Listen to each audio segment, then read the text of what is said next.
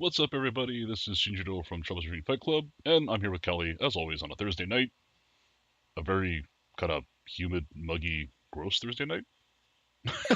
In, Indeed. Yeah, it is. It is. Ugh, it is swampy out there down here in SoCal. Wherever you guys are at, we hope it's not as bad as it is for us. Yep.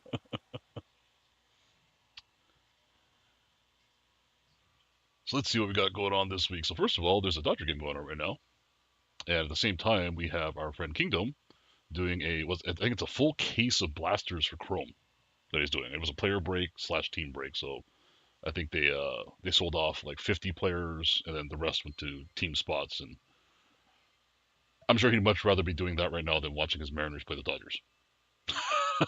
Yeah, First very true. first game went great for them though. It did. It did. They did A lot of great the little first game. mistakes. Yeah, Yeah. and then second game not so much, and now we're in the third game, and next one's he's pissed about something. Hold on, let me go to the score. What's the score right now? What are we doing? It is the bottom of the third, just 2-0 Dodgers. Man on second. Next Muncy is still mad about something. Did he fell it off himself? Is that what happened? We have a slide about that Oh, too. Not Muncy's. Max Muncy specifically falling off. Someone fouled something off himself in another bad place. Not as bad as last week, but still. Yeah. Crazy how that happens sometimes. Yeah, life comes at you fast, as they say. And somehow balls are always involved. Right? So let's kick it off to our video for this week. And apologies to anyone who actually pays attention to our channel. There probably aren't many of you at this point because I know we only have like 44 subscribers. But yes, it's another week with another shortish video for our Wednesday video. Yes. You'll be happy to know that we have, oh my god, like a Tons of pile, products. a massive pile of cars to shoot this weekend. So expect much more interesting, better content moving forward. Yes. But this, A lot more variety as well. oh yeah, good stuff. Lots of good stuff. Yeah, I think the last couple of weeks have been all baseball. So Have they? Oh yeah, that's true. It's been yeah. pretty much been all. Not that I have a problem with that, but Oh yeah. I mean, neither do I. But yeah. Oh, our dear listeners might something happened to prefer. OBS. I'm locked up again. Oh. Oh, Oh no. Let me see if the. I'm locked up, and my mouse disappeared. Oh man. I can see the buttons lighting up, but I cannot see my cursor.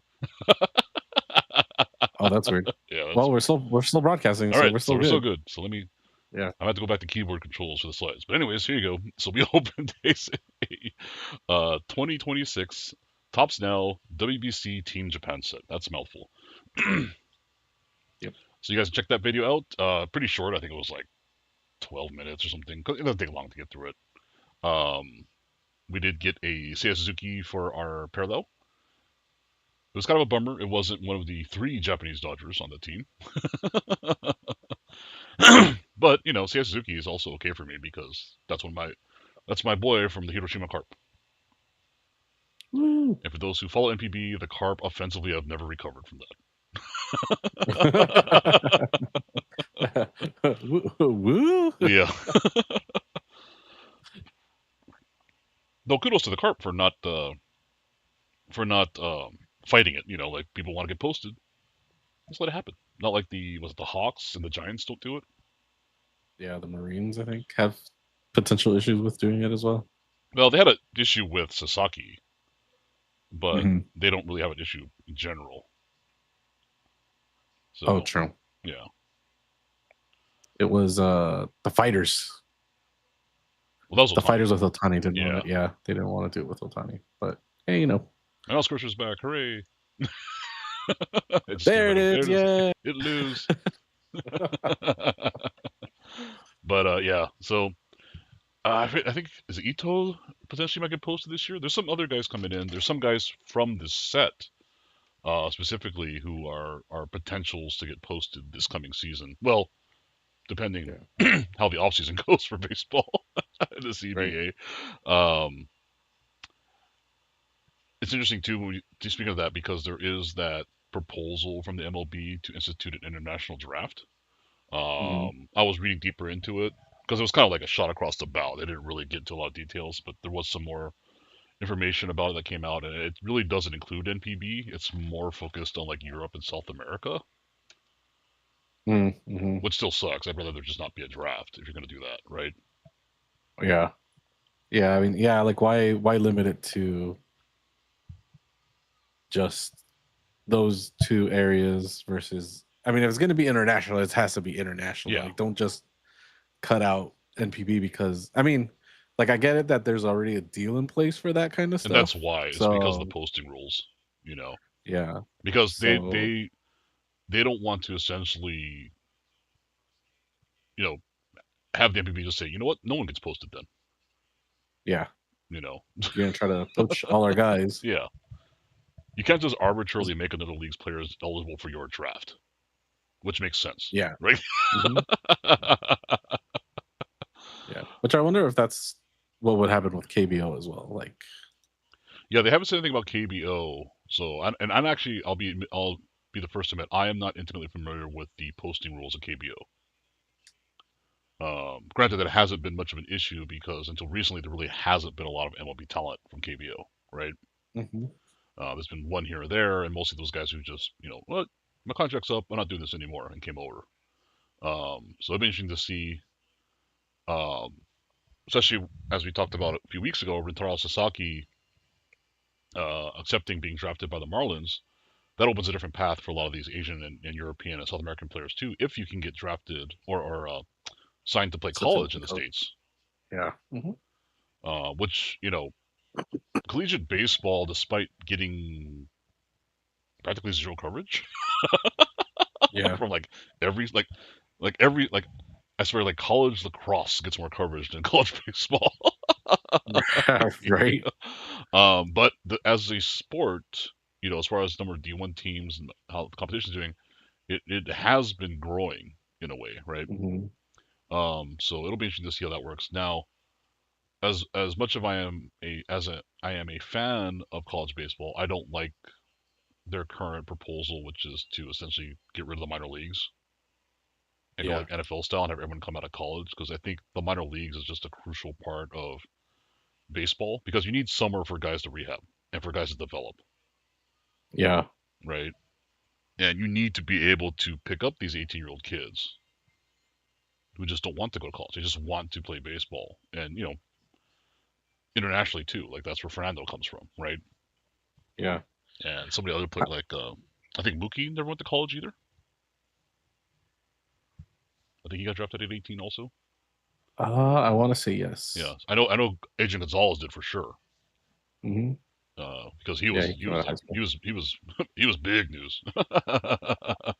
Yeah. Well, that's an interesting thing, right? Because like if they do implement the reduced minor leagues with, I think they wanted them to be at least 2 years in college. Yeah, I think that was similar to one the of the NFL. proposals. Yeah, Yeah, because I mean, like that. I mean, that's just a strange thing to require a foreign national to attend 2 years of college. yeah, On a potential baseball thing, like that puts it also puts like the financial stuff on them since they have all that money now. I guess to well, that's potentially really sign what it players. comes down to is they don't want to pay for the minor leagues anymore Yeah. because everyone knows it's been long known that minor leagues does not make money. Hmm. Because the amount of equipment, facilities, and whatnot they need to maintain not only their rosters but to maintain these major leaguers coming in is just not tenable for a stadium that seats like 8,000 people, right? Yeah. So even if a minor league team sold out every game, they're not really making enough money. Um, True. this isn't like the old days where we had hundreds of minor league teams because people would go to their local team. Hmm. Now the minor leagues has seen an uptick in people going as baseball generally has become more popular in the last several years. Thanks, Otani. Right. Thank you, Dodgers. You're welcome. Woo. Um, but yeah, it just seems like we're going down that path where they're trying to do everything they can to minimize expenses. And before we go off too much on tangent, I'll I'll get one final kind of shot out there. Um, Another kind of aspect to look at this from as to why are they so insistent on a salary cap and reducing expenses of that besides just making more money. Well, it also affects their franchise value Yeah. because the franchise values are tied to how much you have to pay in payroll as well. And for every franchise, that's essentially a wild card.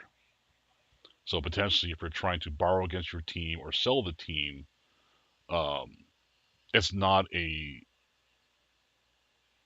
stable known figure. Like in the NFL, basketball, etc., they always know what the salary cap is going to be every year, right? And so any potential suitors or buyers or people trying to get loans against the team will always say, "Well, we know that your salary will never increase or will never exceed this number," right? Yeah. Now, should billionaires be borrowing money from their own against their own teams? That's another question for their day.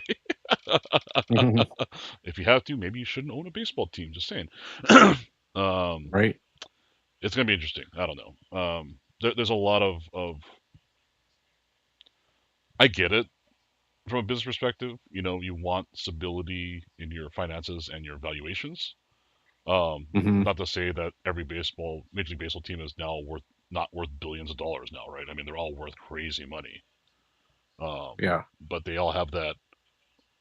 I think they all have that. I want to be like Jerry Jones and have my team worth like $30 million or $30 billion or whatever. You know, Hmm. it's just not going to happen. You know, it's going to ebb and flow. Yeah. Football seems unstoppable now, but between now and the time we both leave this earth, I don't know that's always going to be true. So we'll see what happens. Anyways, speaking of football, I'll let you cover the next slide here. Woo.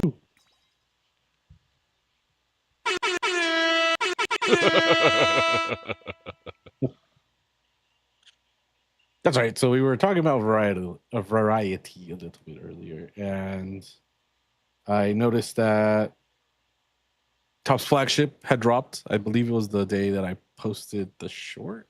So it was like Monday or Tuesday. Mhm. Yeah, it got placed or I got put up for pre-order. So I ordered. Crap, I forget if I ordered a hobby or if I ordered A jumbo. a mega. I think it's a mega, not Oh, a okay. jumbo. Well, I don't know what formats these come in besides what I saw, which is Mega. I've seen Mega and Hobby and Blaster so far. A blaster, So, yeah, yeah. blast. I saw blaster. So, uh, but we will be having it. So get prepared for Dolphins kicker autograph.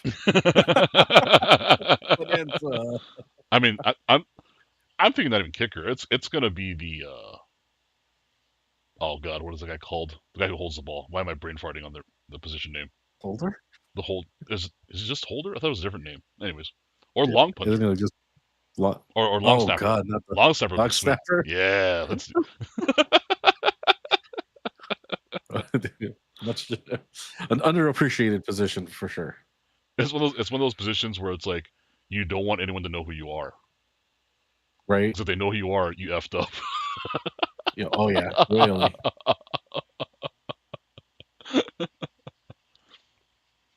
So yeah, I don't even know when it's coming out. Soon, I hope. I did get tracking for it, so hopefully I'll give you guys an update of when it looks like it might show up. But that might be a Tuesday thing if it's like a little bit further and we've already gotten, all our videos up and going forward. So you're gonna do a your personal videos for this one. We're just gonna have like 1,000 videos of you opening one pack at a time. yes, Oh, no more Lorcana. or maybe like four, because you know how like in the package it's 4 different stacks. So maybe I'll do 4 different. Well, that's assuming you got a hobby. Yeah, very true. If I got a blaster or a mega, it might be 1 in 1. I don't know. Well, we can tell by how much you paid if you remember how much that was. I do not care to look at money right now. It just gets spent, and I hope that the account doesn't go over. Whatever happens, happens. Exactly. Also, There for you those go. for those who do not know, our circle of friends, it's a small circle, but it exists. Yes. We all have the same problem. Is That we're friends with each other. well that and that every group of friends, especially friends that share hobbies, always needs a guy that says no. Yeah. We do not have that person. That's so true. It's so bad. Everyone in our circle of friends, like, man, I really want to buy this thing. Everyone's like, go for it. Yeah, do it. Just do it. Just do it. No one says, oh, you should wait and the price will come, or maybe you should do this instead. No. None of us are reasonable like that. So please do never ask us for financial planning advice. Yeah. Okay. It was a hobby box. It is I a just hobby looked at box. my order. Okay. Yeah, it is a hobby box. Yes. All right. Wrong shipping address. No, I'm just kidding. Next week I'll be like, hey, I got a hobby box of Topps football. To call my sister and Thanks, be like, Kelly. hey. Oh my God. Also, can I tell everyone the joke I say about everyone who has sisters? Sure, go for it. So I don't know if it's just me, because I mean, you guys laughed about this, but don't think the same way I do. Every time I have a friend who tells me I have a sister, and never met their sister before, right? Which includes you, our friend Fish, a bunch of other friends. Like, oh, I have a sister, either old or younger. My first thought in my head is I picture you with long hair. Yeah. Yeah. You did mention that before. Thanks. Now, I'm very happy to report that I have been completely wrong about all your guys' sisters. Oh, I know. My sister doesn't look anything like me. It's crazy. Well, especially Fish's sister. Then, oh yeah, Fish's sister. I mean, we joke. His brother the looks first just time like we him. met her. Yeah. We joked that the first time we met her, we thought she was gonna be like Ben Franklin with long hair. Chrome dome on top, long hair, long luxurious hair. Right? Yeah. But we were pleasantly surprised, and she doesn't look anything like him. Yeah, his brother. His brother definitely looks like a. They're related, 100%. Yeah, 100%. But then the thing, okay. So for everybody out there, the thing with Fish is that he's so. I mean, he's very. He's Fish is Fish, right? But he has a certain look that's kind of generic. And we found different people in the wilds that look exactly like him. Not only that, but people of different races and ethnicities. Yeah. It's crazy. Like when we found that Indian dude that looked just like him. And it's not recent. This has been going on for like 12 years. We keep finding people. Also, prepare the air horns. Dalton rushing 3-run home run. Hey. Off Brian Wu. Don't look, King Tone. Keep opening those chrome blasters.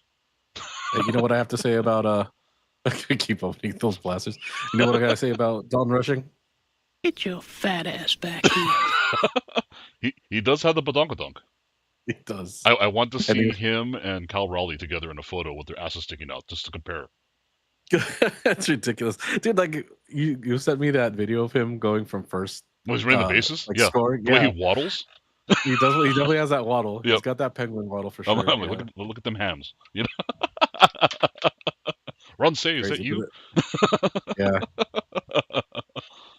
Ron Say that kind of junk in his trunk, though. Just saying. Yeah. As someone who's met Ron Say in person and gotten his autograph. But we have much to say about Dot Rushing later on. Anyways, let's go back to football. Let's look at some cards. We're getting distracted again. How to say it? Very tops looking. Now there is the non-true photo variation, or non-border true photo variation like you see in baseball. I'm assuming it's on-card auto. That autograph has much to leave desired. Eli Stores, try better. It looks like it. Yeah. Right. Please try harder, bro. You can do better than this. I don't even know what this is. It looks like he tried to be like those guys the old-timey cartoons who sign their name with an X. You're right. Looks like a ZI. Right. Something. I don't even. Maybe it looks like an A or a T. No, you know what? It actually does look like an X. Now that I'm like Right? staring at it, yeah. Eli X, the X Factor. And then Amon Rossi Brown over here just has art apparently, but still, it's an actual autograph. It's cursive, you know. It's semi-legible. Yeah. It's fine. Or is it ant? I don't know. Ammon a ale all. Oh, I don't know. It'd be cool to get it though. Yeah. He's probably one of the Josh Allen doing the woo, I scored a touchdown. Or threw a touchdown. Yeah. Like woo. Woohoo, touchdown. Yeah. I'm marrying a superhero that doesn't actually have superpowers except for that she can aim really well.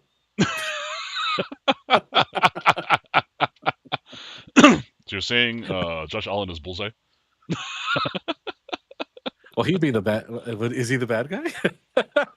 I mean, he plays with Bills, so yeah.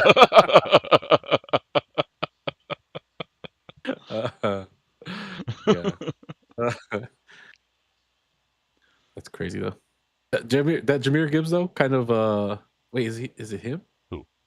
No, it's the other guy. I think. No, it might be him. Okay. So the Jahmyr Gibbs card right here on screen, I think he's the one. He's the dude that likes anime. Oh, okay. So sort of an appropriate. So if we're able to pull a Jahmyr Gibbs, that'll be an appropriate pull for the channel. Also, let me just say one time as I looked over the game real quick, I'm still annoyed by the advertising patch of the Mariners. Me and Kingdom have talked about this at length. And it's not that I have a problem with the patch itself, right? I mean, as far as the sponsor, the sponsored by Nintendo, that's cool, right?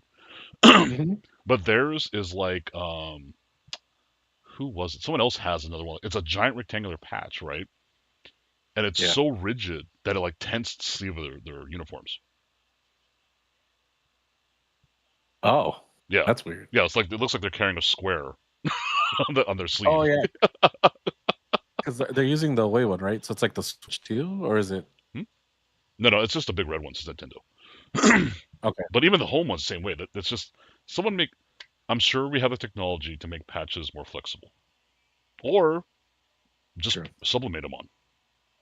Yeah, don't like the Guggenheim patch is like that. It's not actually a patch; it's printed on because they don't want it to look like a freaking clown circus. Printed, So correction on my Detroit running backs. David Montgomery was the one with the anime hot takes, and he plays for Houston now. So, well, I mean, honestly, like if you're pulling football players that are like under 25, there's a better than 50% chance they like anime. Yeah. I mean, we've seen Dragon Ball celebrations in the end zone, and amongst other things. I saw. Someone told me this later because I've actually watched the series, but someone did like a Jujutsu Kaisen celebration. I've seen people do like all kinds of Naruto running. Yeah. Which is cool. I mean, it's like these guys are just kids, right? I mean, they're a lot of them are in their early 20s still. Yep. Which makes me feel very old. Me too. There's no one in the league older than me anymore. I was like, right? That's like actually was like baseball too. Now that I think about it. But actually, been a long time since I've been older than me in baseball. Now that Dick Mountain's retired. Damn you, Dick Mountain! You were our only hope. You and Jamie Moyer. Yeah. Man. Yeah. Who? I mean, what would even be the sport? Hockey? Really? Like we're talking hockey now? Is like our. Because even what's his face isn't older. Right? The pitcher on the Verlander. No, he's younger than us. Yeah. So yeah, it's been a minute. Yep. No more Jamie Moyers of the world. Now Verlander's not that much younger than us, but he is younger than us. So. Well, it's like some people used to have that opinion that you can't wear jerseys of players younger than you or whatever. Yeah. It's gonna be wearing the Orange jersey forever. Right? I'll pretend that Shohei Ohtani is older than me. Right? He's definitely richer than me, so why the fuck not? Right? I bought his jersey because he needs the money. Right? I needed to support Ohtani. Right? That's why I keep drinking those Twin bottles with his face on them. For sure. Oh Yeah, man. that's crazy. Well, So speaking of anime, I'm looking forward to football, so I'm excited when you get that thing. me too. Anyway, so Come speaking of on, anime, Cincinnati. moving on. So next in hobby news, this is more hobby news for me. So my favorite anime in the last probably 15 years is a show called Karros and Panzer, which is as stupid as it sounds if you look it up. Incredibly well made, very fun, especially for military like equipment aficionados like myself. Yeah, it's amazing. Yeah. It is getting a card game release for Weiss Schwarz, like out of nowhere. Right? Now, I do now. Keep in mind the movies, which is the end of the series, quote unquote, as they proclaim, are still being released. So I think we're in movie 5 out of 6 just released, right? So very much still a active IP, but not at the peak of its popularity, which would have been like 10 years ago at this point. And that's been kind of the comments online from fans is like, wow, it's so cool they made this, but you're like 12 years late, which is when the show came out in 2012. Yeah, so 14 years ago. Yeah. um, I mean, I'm planning. I'm trying to get some. I've been trying to find out where to pre-order them. I haven't been able to see them anywhere. There's not a lot of info. Even the prefix code for the cards has not been released yet. So I don't know. I'm hoping I'm able to get some, and it's not like a very small release because the way Bushiroad does things. For those who don't know, Bushiroad and Vice Schwarz specifically has an interesting policy where they will announce a series they're producing, and the number of cars they produce are tied to the amount of pre-orders they get. So some series will get a lot of cards printed, and some series will get very few cards printed. This one Yeah. being this is a Japanese release, also not a U.S. release, so it may do okay. I mean, the fandom for Girls and Panzer is pretty rabid as far as spending money in Japan. Yeah.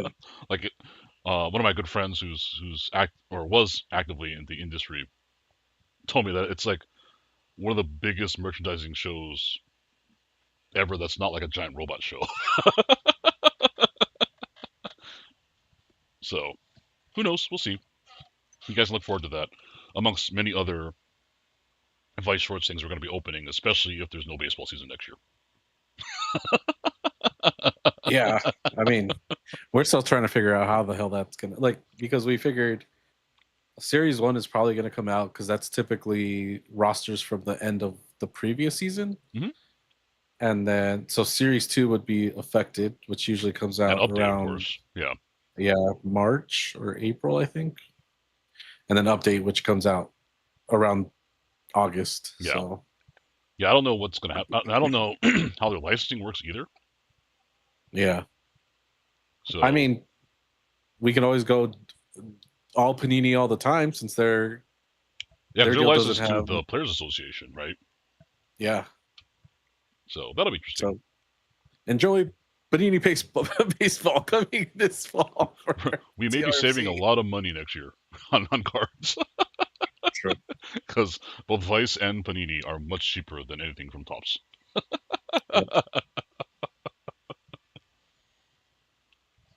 Well, on to the next bit of hobby news. You sent this to me. I read up a little about it today, but do you want to talk about it? Man, the bell has finally tolled for PSA. We've got That's Undertaker's music. Oh dear God.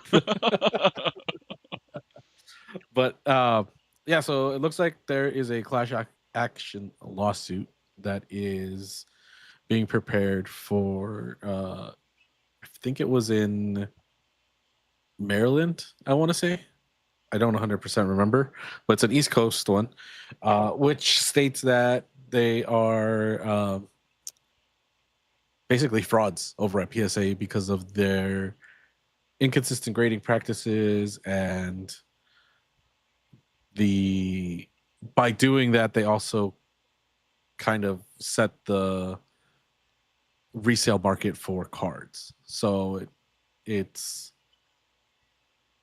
kind of a good, like, there's a lot of good that I can see in this because of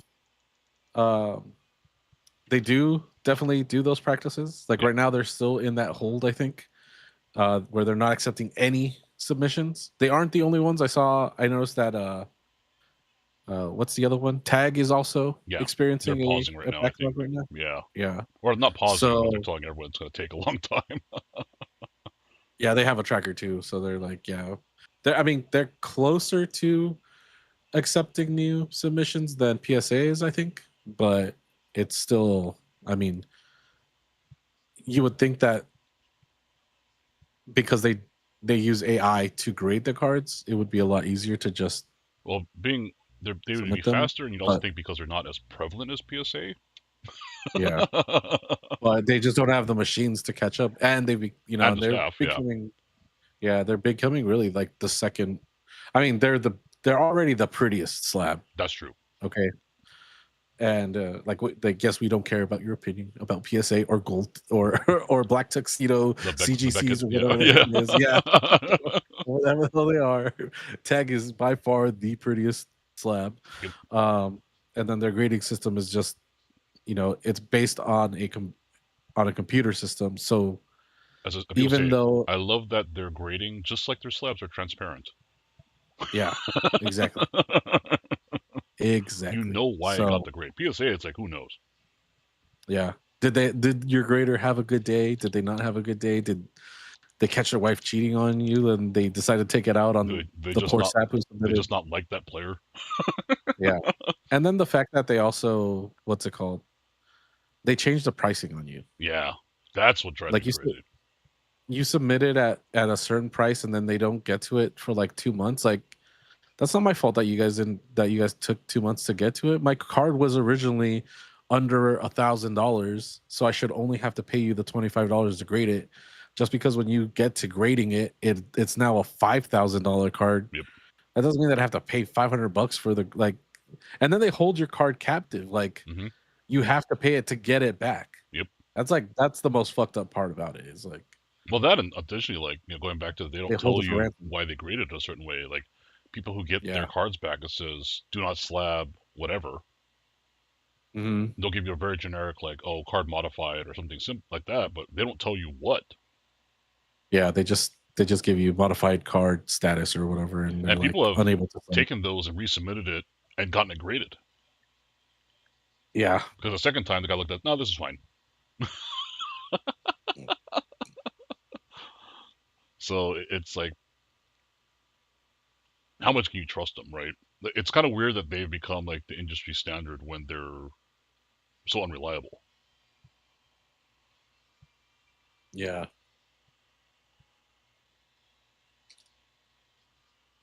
So, I mean,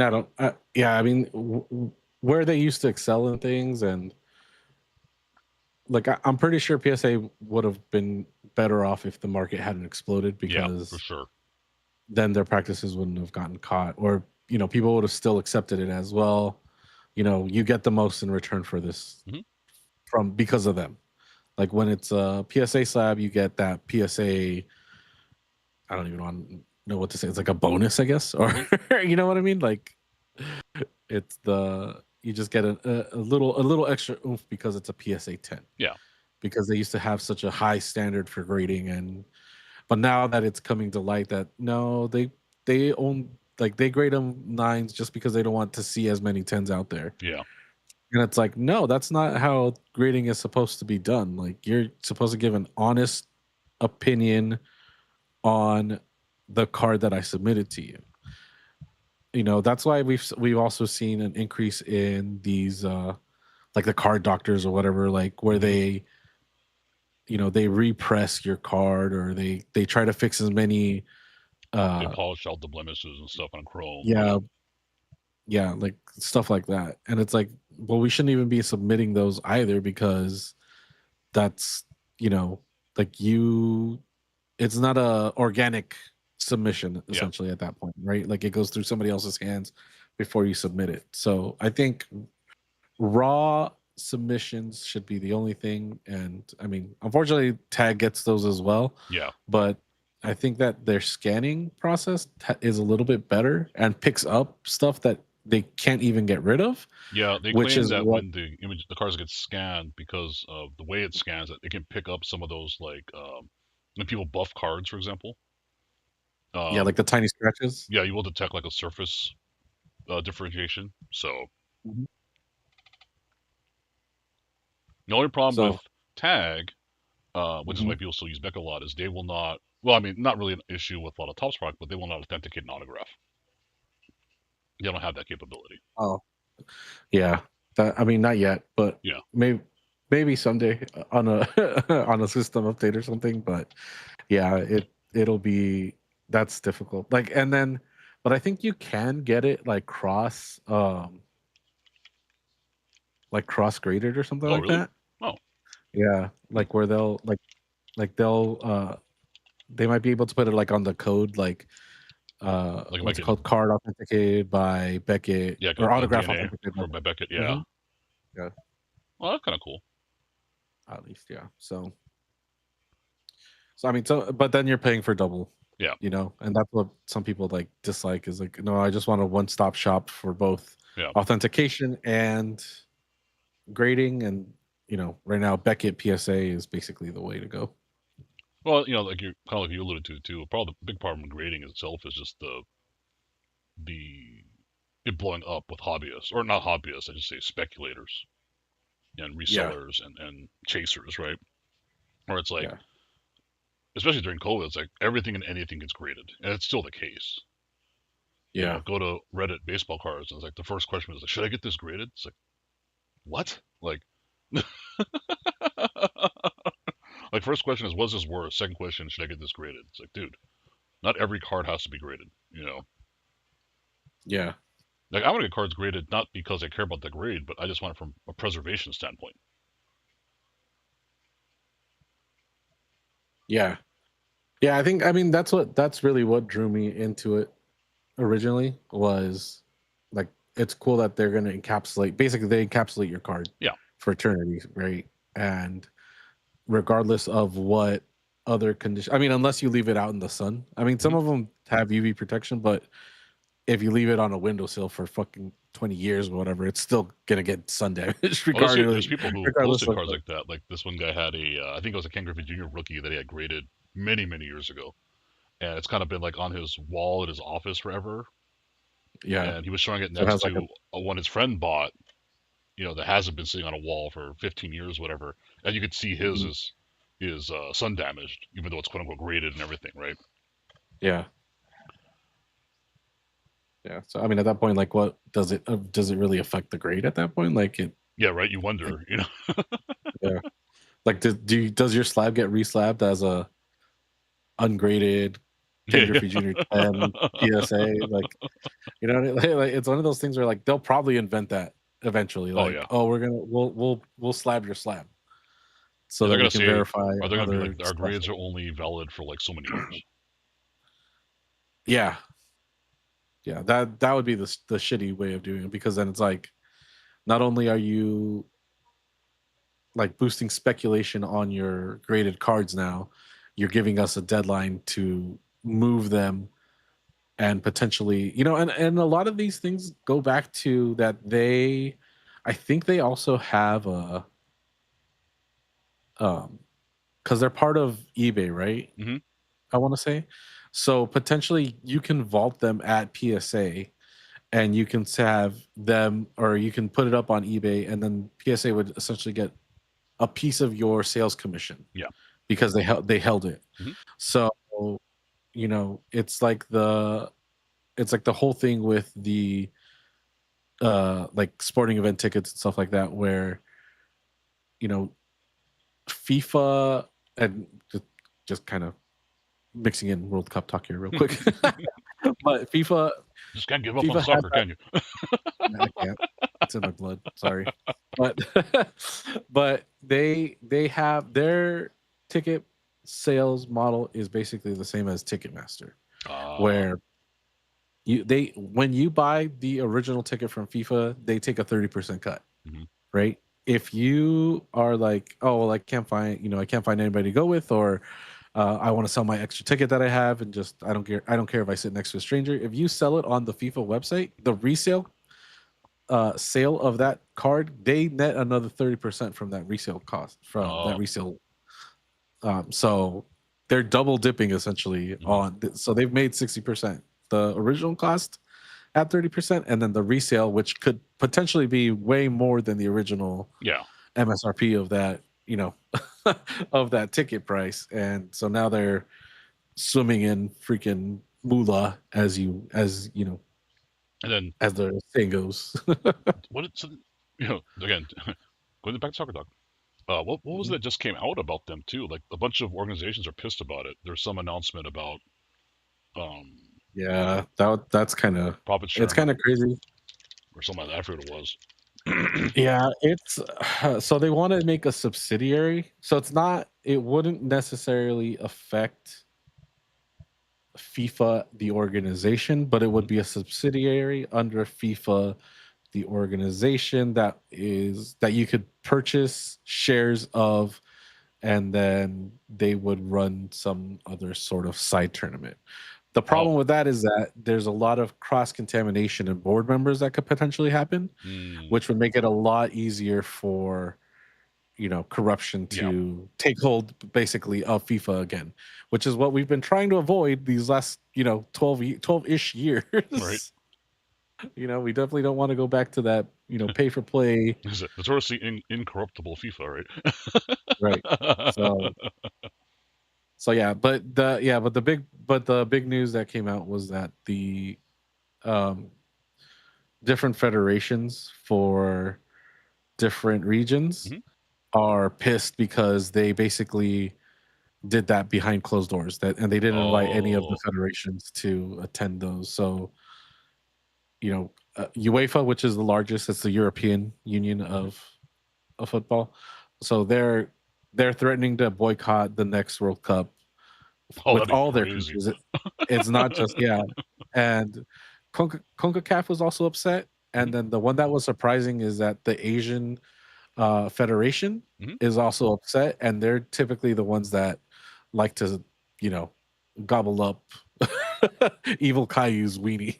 But they've backed him before, essentially, is what is what it is. But now they're like, yeah, we don't like this either. Like, what are you guys even doing? And then the whole thing with the red card came out, and I think what's it called? Jared Kushner's brother is on a potential member of the initial board or whatever. So they're just viewing it as like at this point, it's just open corruption for bribery and stuff like that. So a lot of people are like super upset at FIFA right now, and Infantino. I mean, this is if you everyone follows European international sports. This is not new. Looking at you, FIA. Yeah, right.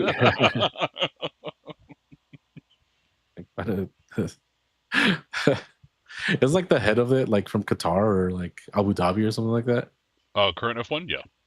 Yeah. So it's like a crazy they bought their way in, so why not? Yep. But anyway, speaking of changes, right now we're potentially going through some changes. Not ourselves, but baseball teams. Oh, hot stove time. Yeah. Right now it's not really that hot. I'll say this image is actually hotter than the actual hot stove right now for the Dodgers and Angels. Now we're talking specifically Dodgers and Angels. We don't really care about other teams. Those are our two teams. That's what we're talking about. So, yeah. See, I'm the responsible one going for the fire extinguisher. Right. The irony of this is Kelly's been to my house and there is a fire extinguisher kind of next to my stove. There is. be cool. I like how we've literally burnt everything. And why do we have 2 toasters? I don't know. Ask Gemini. Okay. So first move, well, I mean, if you really want to call it a big move or not, but I mean, again, we're covering the Angels and Dodgers here because we go over every team. We'll be here until tomorrow. But so the Angels traded for Angel Arendondo, and they gave up Ohapi and Chase Silseth. It's kind of a nothing trade, to be honest. like, Ohapi's a name because he was good before, but Ohapi is not good now.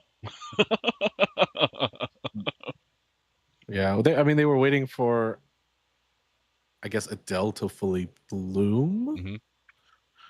So he just happened to be the soup du jour, I guess, of like the 24 season. Mm-hmm. So he was good when he came up. Mm-hmm. He had a lot of power, averaged well, was a good defensive catcher. Yep. So all around pretty good. But I think he's in his is he in his second to last? I thought, didn't they re-sign him? Like, it's really weird that they got rid of him. Yeah, because I could have sworn that they re-signed. I want to say they extended him, but I don't remember.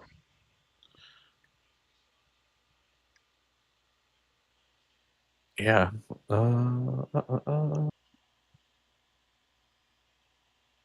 Oh, okay. Well, this is what you were saying to me before. It was a 1-year, $2.6 million contract for 26. Yeah, the Angels signed a lot of 1-year contracts this last season, and speculation is Artie's going to sell. Fingers crossed.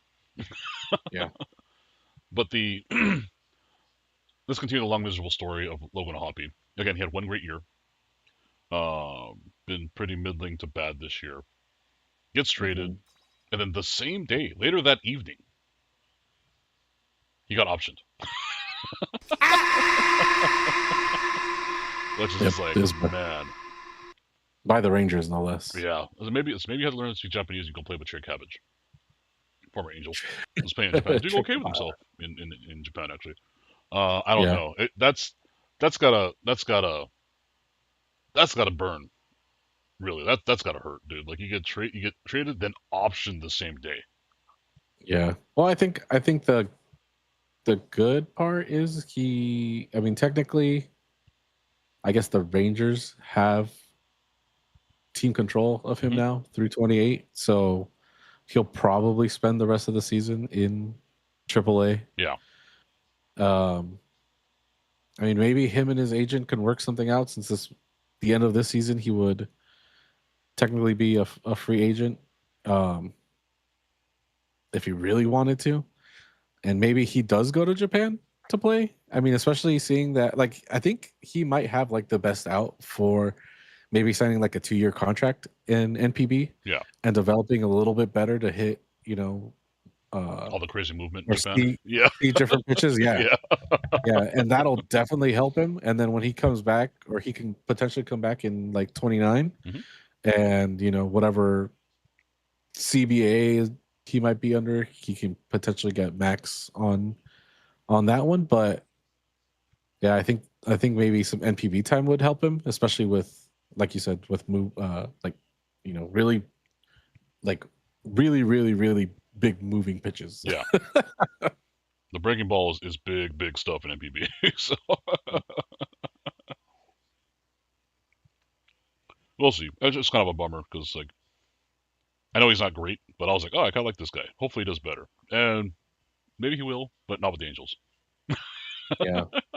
They were almost practically making him the face of the franchise for the last 2 seasons, until basically Trout came back and was like, it's me, right? Mike Trout, I'm back. It's Mike Trout. What are you gonna do, right? Yeah. So, the words future Hall of Famer get thrown around a lot, but he is. Mike Trout is legitimately 100% a future Hall of Famer. It's questionable if he's first ballot anymore. I will say that, but he's definitely going to Hall of Fame. So,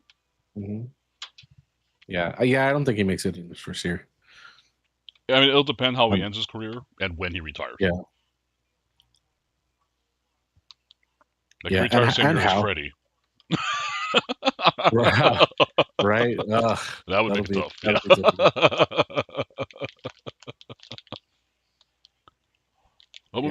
Yeah.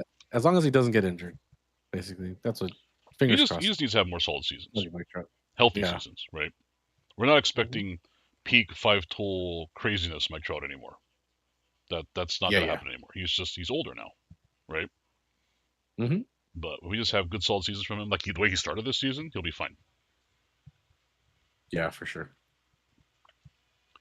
So on to more Angels news, which you showed me today or earlier before the stream. Yeah.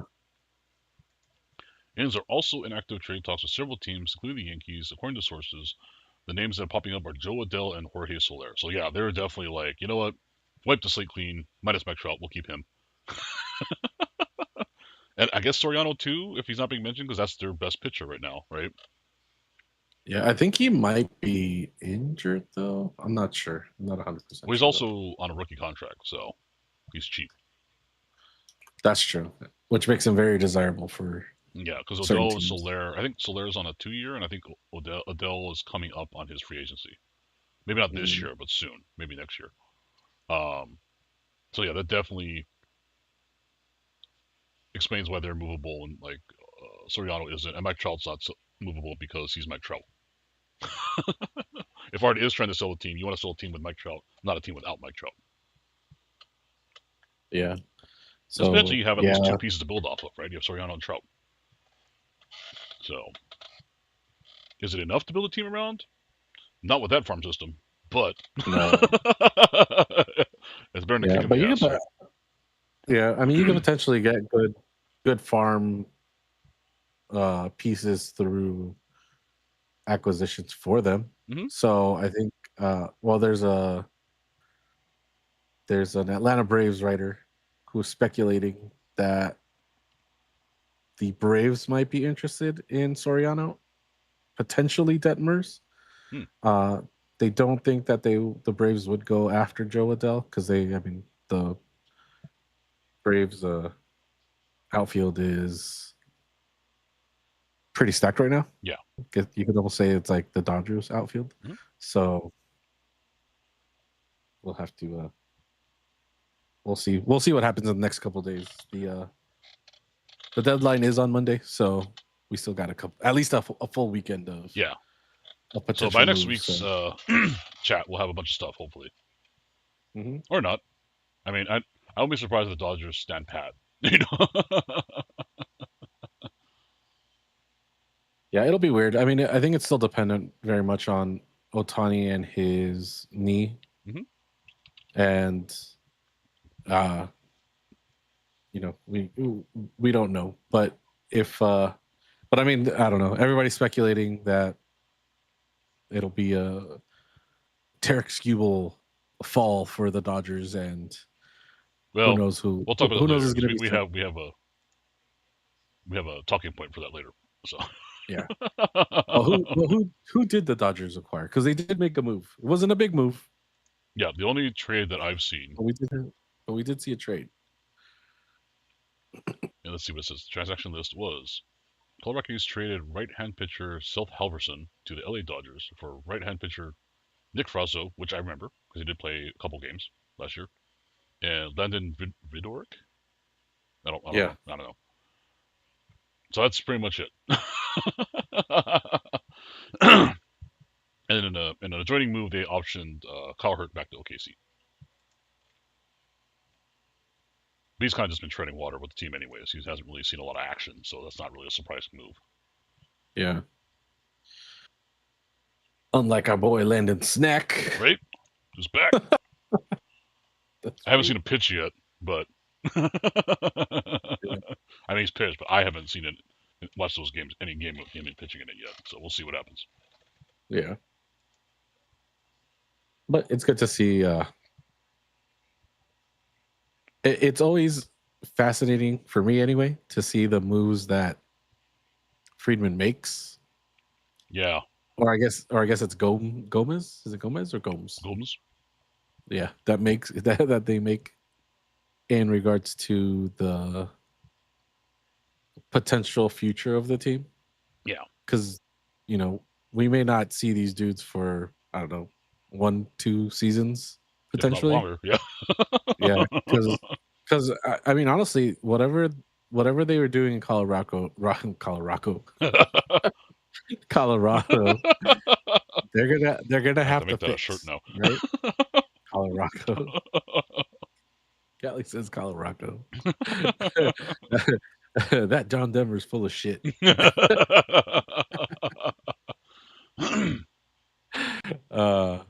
So yeah, I mean, they're gonna have to fix it in whatever is left of the minors if they get rid of everything. Right. So, which I don't think they'll get rid of. Like that's ridiculous. That's a ridiculous amount of players that you're getting rid of potentially in like 10 years because you have to wait for them all to cycle out. Yeah. Right. But I mean, who knows? Like, who knows what's going to happen? But anyway, speculation time. Woo! Since there have been no movements. Right. Like I said, we're still in like a sous vide stove or tepid stove. So. Yep. So also reported today, of course, the biggest news in the hot stove era that we're in right now is where is Tarek Skubal going to go? Yeah. And Tarek Skubal came out and said he would prefer to go to the Dodgers. Now, yeah. Pardon my français. Pardon my French. No fucking shit. Everyone wants to go to goddamn Dodgers. I was on Reddit and a Yankees fan's like, dude, even I want to go to the Dodgers. Right. Hey, listen, when you have the best organization in the game, right, that's typically where people want to go. That's pretty much guaranteed to be in the playoffs at this point, and it's probably going to make a good run at it. Yeah. Right. Yeah, and if you're not in it this year, like maybe you sign with them, and then you're back in the playoffs next year. Like I'm sorry to Detroit, like if any Detroit fans are out there listening right now, but like if Skubal goes, your window shrinks like a ton. Yeah. Like you guys know it too. Like he's guaranteed to possibly win you at least 4 games in the playoffs. And even before then to at least get you, however many wins that he potentially may start. Mm-hmm. Or give you at least a shot to win those games. Right. To get you into the playoffs. And right now the Tigers are looking like potentially a wild card team. Yeah, they're kind of in the hunt, and it's crazy. Yeah. But if you can get like a lot of pieces back for, your one guy that's already mad, because remember, he went through arbitration. He's not really happy about, the number that was given. Yeah. To him, so he potentially wasn't going to sign. He is a Boris guy, I think. So that might be like a downside. Yeah, but we know how Freeman feels about Scott Boris. So.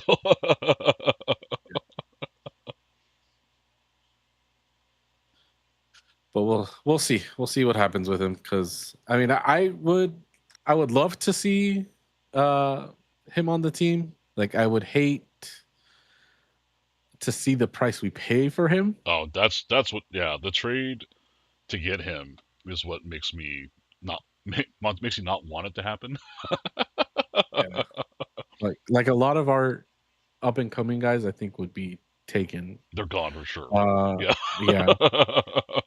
I mean, potentially, like you got to give them at least maybe 2 guys that are major league ready pitching wise, right? Yeah. So we're giving up at least, maybe Lauer or Robleski, or maybe both, because we have an infusion of Tarek Skubal right away, so we don't need 2 of those guys. I don't think they're getting rid of Roki. Again, we have too much team control over him. And he's too cheap. Yeah, he's super cheap like not for nothing, but he's like, I don't think he's 50-50 on wins. He's probably like 68-42, like in potential win. Yeah. But it's better than where he started last year. Yeah. So, we've already seen improvement on him. We could probably take him more, which is why he signed here. And then, rookie's super young, right? You got to remember that too. Like Yeah. he's still growing into his body. That's how young he is. He's still developing. Yeah. And it seems like he's so cheap. He's under team control, and he's just going to keep getting better. So the value of him is just going to keep increasing. And again, even for a rookie, come playoffs, you actually don't need him if everyone's healthy, right? Even if a few injuries, because he's essentially the fifth or sixth man in the rotation. When in the playoffs, you really only have a 3-man rotation for starters. Yeah. So Terry Scooper becomes more of a luxury than a need.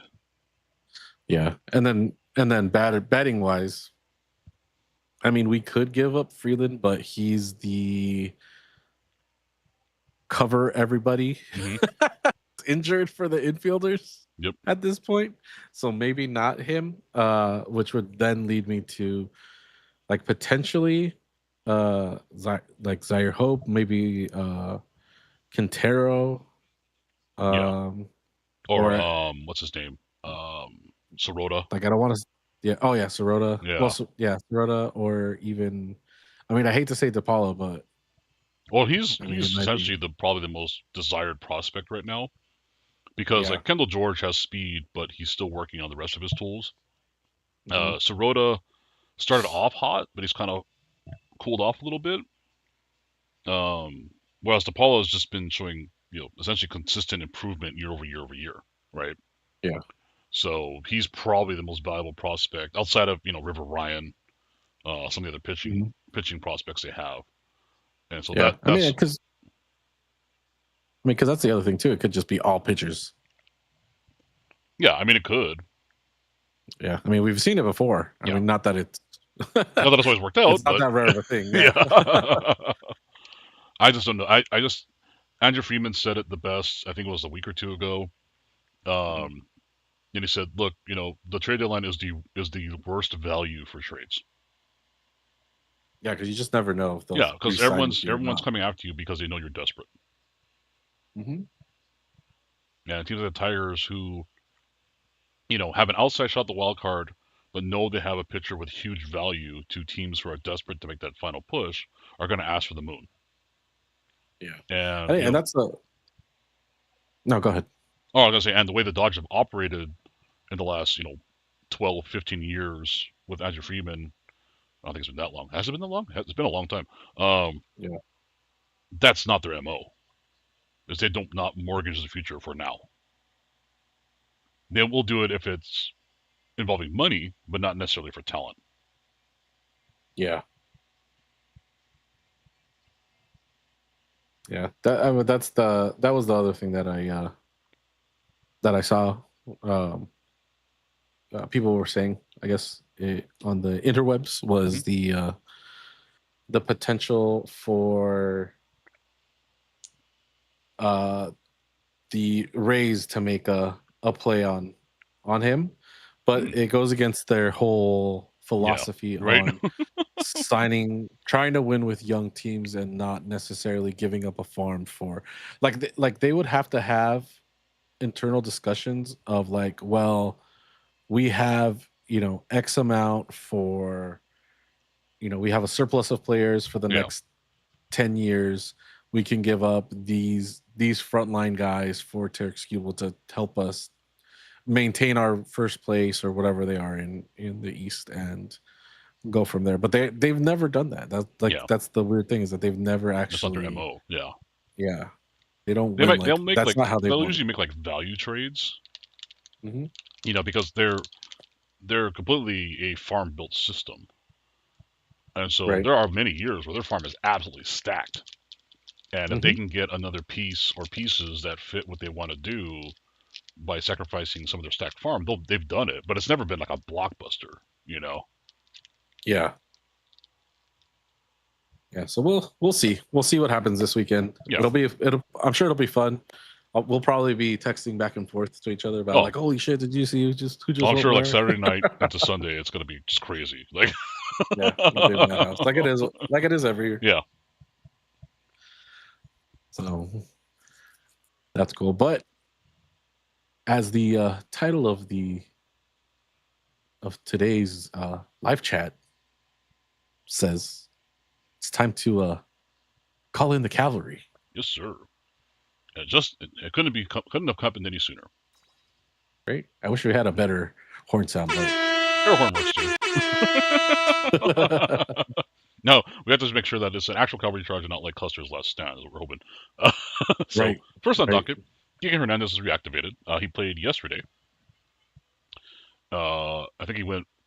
Did he go 4 for 4? He's batting 1,000. Goddamn.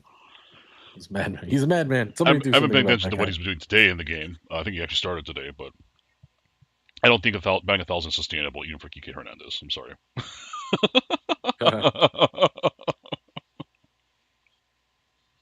So he's back. So that's the first one that's back. And also, a guy who pitched yesterday was also reactivated, which was Mr. Edwin Diaz. And the Horns. And I was actually surprised he pitched right away yesterday. Now, he did give up a run, I believe, but he still got the save. They had a 3-run lead. His velo was up, and there was an interview with Doc talking about it, and he said that, yeah, when Edwin had those floating bodies, like a lot of. That's like the injury du jour this year, right? Yeah. Which Blake Snell's also coming back from. We'll talk about that later. Mm-hmm. So Doc was saying that the X-rays, funny because his name is Doc, but I think it's Doc. It looked like his elbow area. He said looked jagged like a saw blade. Damn, that's crazy. From all the damage and everything else, and the bone spurs and whatnot, and so that's all smoothed out. Diaz himself, again, it's players just saying stuff, but if you want to believe it, said that his arm hasn't felt this good in forever. He's pitching without any sort of pain or discomfort. His velo is back up a tick. He was about 96, 97 yesterday, which kind of lends to that idea. And also, that's kind of where he was when he was doing his rehab in OKC as well. Yeah. So there is something to be said about that. He is looking good at least. Now, because he's been gone for so long and didn't pitch that much to start the season, everyone, calm down. This is essentially spring training. So he's probably going to get lit up, or he's probably going to walk some guys, which is his, it happens occasionally to him anyways. Over the next 2 months leading into the postseason, it's going to happen because he's got to get built up again. And that's true for everyone coming back after being gone for Kike has also been gone for just as long. And so obviously going for 4 yesterday was awesome, but just know that it's going to take a minute, right? Yeah. So this year he's had a total of 6 at bats. So remember, people. Because he started off hurt. Yeah, that's right. His average so far is 667. He has 1 home run, 2 RBIs, and his OPS is, like a 2.167. Totally sustainable. Ridiculous numbers, yeah. But this is the MO for the Dodgers now. Like, because we're able to cover so many, we don't have that hole that requires us to go get somebody. We can let them fully heal. We don't have to bring them back at 80, 90% and potentially get further hurt or bring them back too early and then they just go back on the IL. I was gonna say DL, but that's not. that was ruled to be a non-politically correct term, so they don't call it that anymore. But on the injury list, yeah. So he's on the. But no, again, not to clown other teams, but that's the way the Dodgers have been playing it so far, or the last several years. Was they have so much organizational depth with so many good players that it's almost like the regular season doesn't really mean that much to them. If you want to think it that way, because the regular season's a marathon. They know, right? They know they're going to lose a bunch of games. They know they're going to win a bunch of games. And so they're not overly concerned. Like they've built up the organizational depth to weather that storm. What's important is that everyone is ready to go in healthy for the end of the season into the postseason.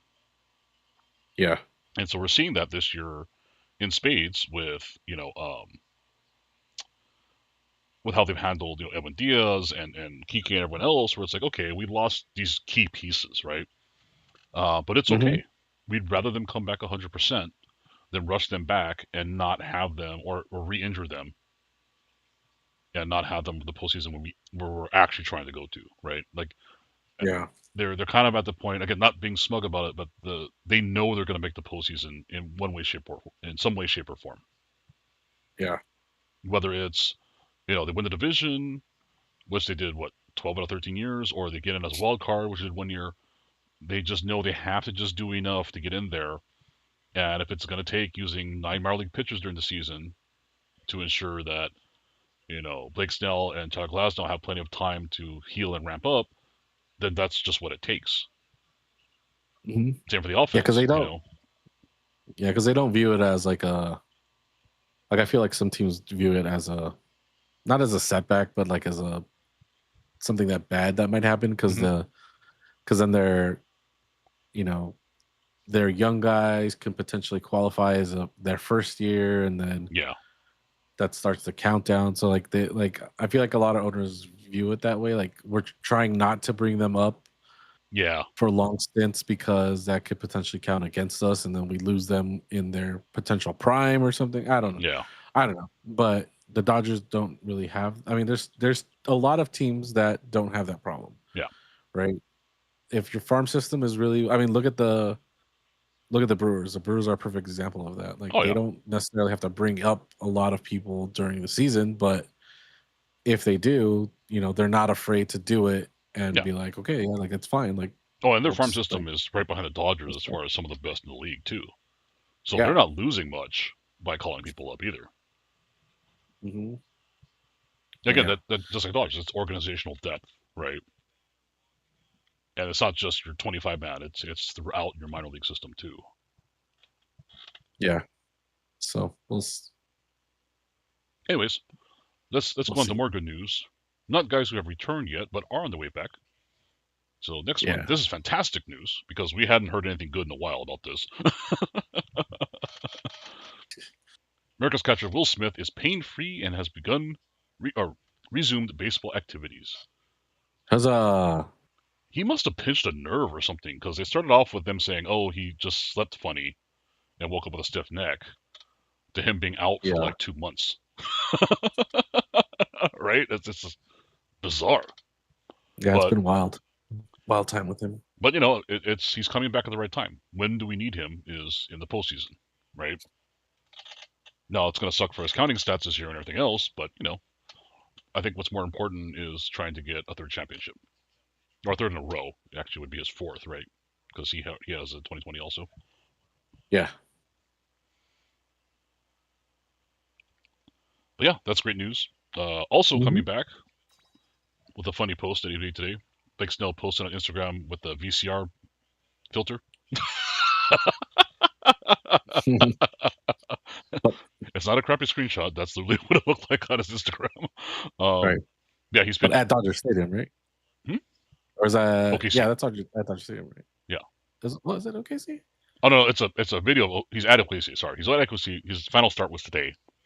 But yeah, it's he reposted a video from him at Dodger Stadium. Okay. So I was like, what? Yeah. So yeah, he's what they're saying is going to be his final start with OKC was today. So he'll be back hopefully soon. So we'll have to wait and see what happens with that. Cool. So that's most of the Calvary returning. Glasnow, I think, would be the only one that's technically still out. Yeah, I haven't heard too much about him yet, other than he's recovering. And it's like we'll check on him every week kind of thing. So we'll see what happens. So on to some non-hot stove baseball news. Ready? Yeah. Speaking of the French, in Vancouver, the city of Vancouver has chosen a prospective owner to pursue an MLB expansion franchise. Yeah. Damn. That's interesting. Now, there's always been these talks about MLB expanding, but my question is always going to be, where do you expand to, right? Mm-hmm. like, how many more teams do we need? Yeah. Because I mean, with the current situation, with the current layout, you would need what? You want to add one team per division. That's 6, right? Yeah. Now, there's no way they're going to get 6 guys to jump on board right away. Is my thinking, right? But at the same time, if they can get 2 or 4 teams to jump into baseball or to expand, we're probably going to see divisional realignment during balance of leagues, right? Which would suck Yeah. because all the proposals I've seen for divisional realignment are not fun. Mm-hmm. Like one thing I saw was making it like essentially just East and West for each league. Oh, go back to that Yeah, that old method, eh? yeah, like oh okay. Welcome back, Braves. No, I mean that would be the case. Like, I mean there's even some won't divisional doubt it. realignments that proposed that not having the American or National League separation at all. They just go pure geographically. Yeah. So it'd be weird to be in the same division. Well, I mean, the proposed one was the one that has me upset because we would take us out of the division with the Giants. Yeah. Because they would split it into a southwest and northwest. For some reason, they would tag, well, because of the number of teams, they would tag the Giants as northwest. So, yeah, because I mean, potentially it would be like we gain the Angels, but we lose the. Well, we would gain the Angels. Yeah, we would gain the Angels and the A's because it would be Las Vegas, right? Yeah. And then we would lose Seattle and the Giants because they're too far up north to be within our own. But then that doesn't fix the travel unless they add Portland and Vancouver. Yeah. But adding Vancouver, I don't know if it makes sense to me, man. Like that's like, I think like Kingdom had said before, like that would, what's it called? Cannibalize a lot of fan from Canada for Toronto. Yeah.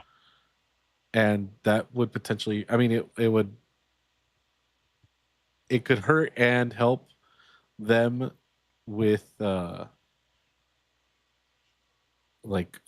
it called? Baseball tourism, I guess, in Seattle. Yeah. Because they would have like a permanent team that's right across the border from them. Yeah. But, you know. And plus, you know, you gotta think that Rogers, the owners of the Blue Jays, are not gonna take this sitting down. Yeah. Like they like being the only ones there. Like if they're anything, gonna they should have never and do everything they can to make sure there is no other Canadian team.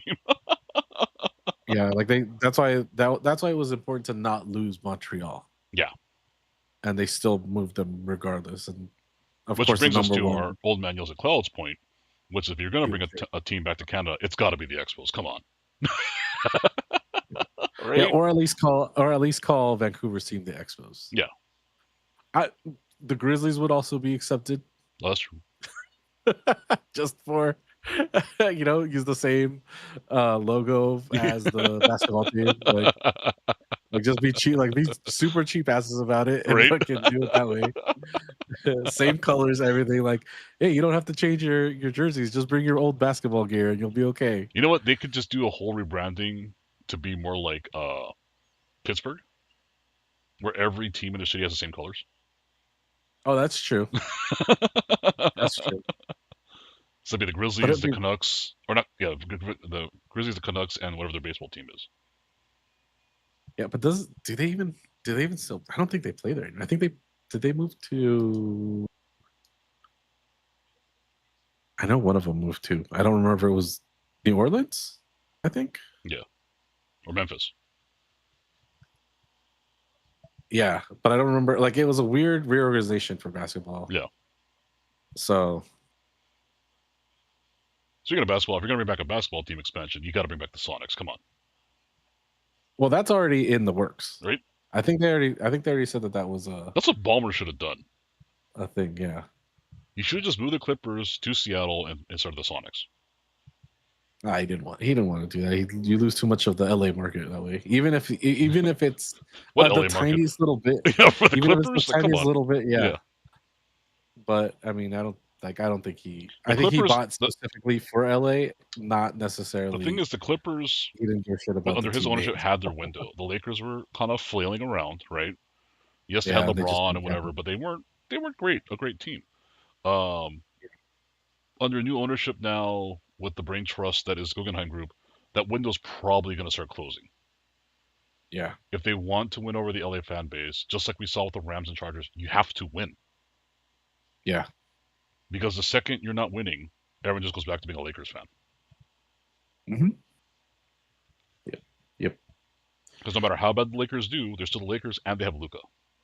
Yeah. And man, that core was really good too for the Clippers those years. Oh yeah. With Griffith and all these other fools. Yep. But yeah, they didn't take advantage. So Nope. sorry. Chris LA Paul. isn't Lakers town. So Yep. that's what it is. Right now it's Dodger so town, yeah, though. yeah, right now. Well, yeah. Dodger town. But yeah, the what's it called? The Memphis. Sorry, Vancouver Grizzlies did move to Memphis, and that's where they're currently. Yeah. They're currently at. So use it to your advantage, new potential owners of the Vancouver franchise. What would they be called? I don't know. The Grizzlies is good, but I don't know. Is there anything else? What else is Vancouver known for besides awesome Chinese food? For those who don't know, now you know. Vancouver's got the bomb ass Chinese food. Have you ever been there? Yeah. No. We should go sometime. It's fun. I like Vancouver. I've only been there like twice in my life, but every time it was a blast. Yeah, I have a buddy that lives there, so maybe one day. We'll make a tour. We'll stop off to visit Kingdom. Nice. Maybe watch a Mariners game, and then we'll go to Vancouver and have some awesome Chinese food. we can sit in the stands and see it and be like, boy, these guys stink. Yep.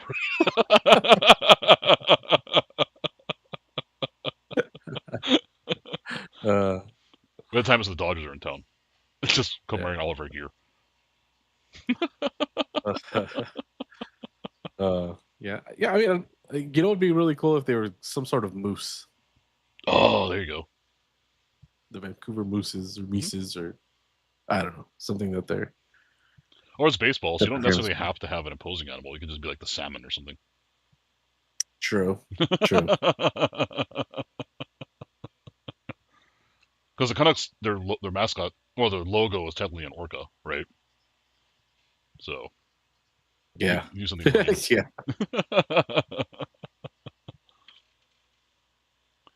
Anyways, let's move on. As previously mentioned, someone else fouled something off a part of their body that's unexpected. This one was weird. It actually, so he foul tipped it. It bounced back. Did it bounce off the mask? It came off the catcher, right? On this, no, the Arraez, this one it bounced off of the right behind home plate, and came straight back up almost. Oh, okay. Then he doinked himself because you can see the ball is right here. Yeah, so this is after it hit him, and it was right, but it was wasn't right before on his face. It was right, yeah. It was right, around his ear, kind of chin, back of the face. So it wasn't directly to his face, but yeah, it was very strange. It's weird to see someone foul the ball off their own head. Right. Now it wasn't ricochet, but still, it's not something you expect to ever see in baseball. But that's the beauty of baseball. It'll always something you never expect to see. Yep. Also, Dodger alert! It's the 7th inning, and we're about to see some. Hey, look, Edwin Diaz is back shenanigans because Tanner Scott's warming up in the 7th. Okay. Interesting. So, I guess that means they're gonna. Well, I mean, they're up by 4, so not totally a safe situation. But you might want to throw Diaz in there anyways, just to give him a soft landing, right? Yep. Anyways, let's go back to kind of CBA talk. Saquon Barkley came out and kind of since he said that he is all for MLB players fighting against salary cap. Of course he's going to fight against salary cap because the NFL's a cap league, right? Yeah. And people, it's weird to see people's reaction to this because people are like, that would ruin football, this and that, et cetera, et cetera, et cetera. I'm like, again, I will never fault a guy for wanting to make more money. Mm-hmm. Right? Yep. And especially in football, which Saquon is intimately familiar with, the crazy thing to me is that unless explicitly negotiated, the contracts are not guaranteed like in baseball. In a sport where a single play can end your career, Yeah. with much more frequency than baseball. I mean, it happened in baseball too, but you're still guaranteed to get paid in baseball if you end your career through injury. Not in football. Um, Yeah. Again, less explicitly negotiated in your contract. Just I think like Mahomes has guaranteed money in his, and some of the other Yeah. players do too. But for a team, it's very risky in a full contact sport with so many injuries to do that. Just ask the Mhm. Browns. Yeah. I mean, and we can, and I mean, just look at the Dodgers now too. Like, how would that be? I would not find that acceptable to not cover somebody's medical, being on an injured list. Oh yeah, Especially with all the guys. Like yes, we spend a lot in regards to players and player development. But regardless of how much money you spend on players and their development, they're still going to get hurt. yeah. So And now to also I see, get the argument from the owner's perspective because like from the Dodgers also we can look at the example of Brusar Gratterall. oh yeah, perfect. We've had him for how many years now, and he's never pitched a complete season. Now he's been awesome when he has pitched, but this guy is just a walking train wreck of injuries, and he's been paid the entire time, got all the milk as he should, and ironically, it looks like he's about to get better finally as he's entering free agency after the Dodgers paid all his years, right, for all of his surgeries and rehabs and everything else. Yeah. And, which I mean, I don't think that they mind, No. like, because when he does work out, he works out really well. But in regards to his job, I don't think he would be re-signed because we have Henriquez, in the wings, who's basically a cheaper Gratterall, Gratterall 2.0, and it's cheaper, not as big, but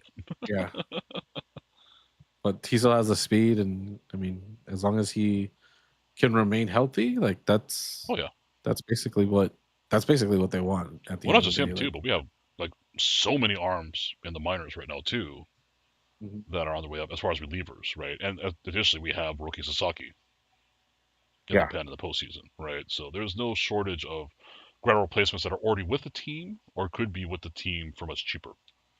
Not that we don't love Bazooka, but the writing's on the wall, right? What's he going to command? Now, maybe he does come back. Maybe he says, you know what, I'll sign for a minimum contract, and maybe they take the risk at that point. Because if anyone's going to know his medicals are like, it's going to be the Dodgers. So they'll know for sure what the acceptable monetary level risk is going to be for him, right? Yep. Or maybe it's not worth it. They could decide that too. Who knows? Yeah. I mean, they could just put him on waivers too, and yeah, at least get something back from him, I guess, at the end of the season. But we'll see what happens, But I'll be a little bummed to see him go because I always liked him. Like I know the injuries and everything, we haven't seen too much of him, but when he did pitch, he was fun as hell to watch. And, like pure power pitcher, you don't see that as much anymore, Yeah. Like he's not gonna fool you with anything. Yeah, he's just gonna make you catch up to whatever he's throwing, his fastballs are accurate, but they're pretty much all fastballs. Even breaking stuff has high velocity, so it's you're playing catch up the whole time, not knowing where it's gonna land. And then when you do make contact, you pop out. That's where he excelled, right? Like he wasn't a strikeout pitcher; he was a weak contact pitcher or a pop up pitcher. Yeah, like it'll either be it wouldn't be like a dribbler, but it'll be like a weak hit to middle infield or corner infield. And pop up, fly outs. Yeah, it's never when he was on, he was giving up like contact that wasn't square.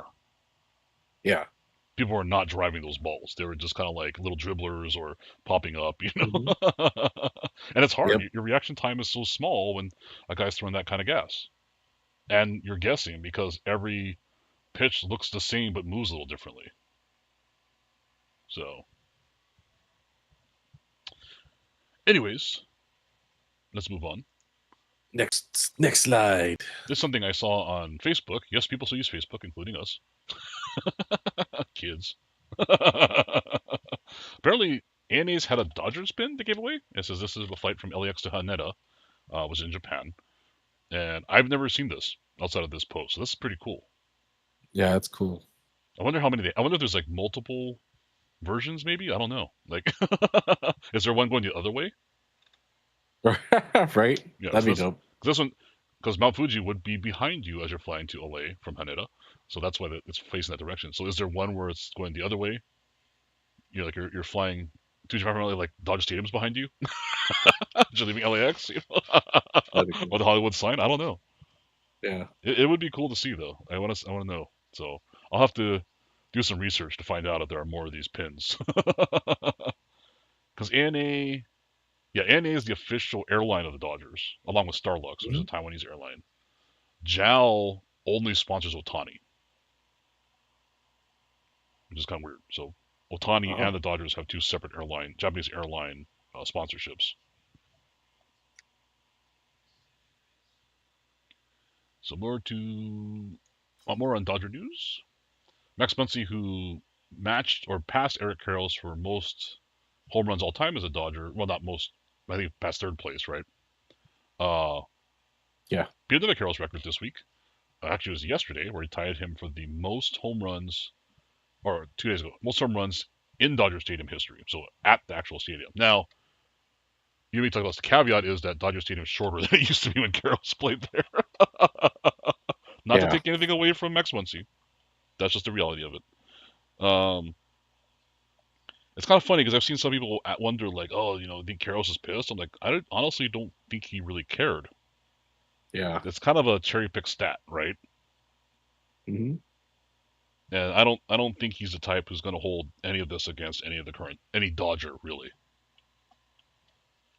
It was like a San Francisco Giant having the most home runs in Dodger history. He might be a little more peeved, but yeah. I think that would be interesting to see is like, since we're in the, I guess essentially the StatCast era, I guess is what people like to call it. Like to overlay the home runs of current Dodgers to the, I guess to all its iterations, because it's not like they've bumped in the field. Yeah, all at once. Like, it's been gradual changes over the years. Yeah. So originally 415 to dead center. Yeah. Right, with 405 to middle right and middle left. That would be interesting to see because the what's it called, the left and right foul poles were definitely a lot further away before. Mm-hmm. I think I want to say they were like at 385 and now they're at like 365. I want to say like around that. Yeah. So like an overlay to see how a modern hitter would have performed at original Dodger Stadium, which is notoriously a pitcher's park. Yeah. So that would be something cool to see. So if you guys know, leave us a comment down below and we'll check out whatever website it is. I'm sure someone out there has access to some sort of tool that can help us find this information. Yeah. That'd be dope as hell. That'd be cool as hell to find out, right? Yeah, like just to see how modern dudes would be at, you know, with a ballpark so like how many more large. runs would like, you know, Piazza have hit with a small Dodger Stadium, you know, or any of them really, you know. Yeah. Karros too. And we could also tell how many.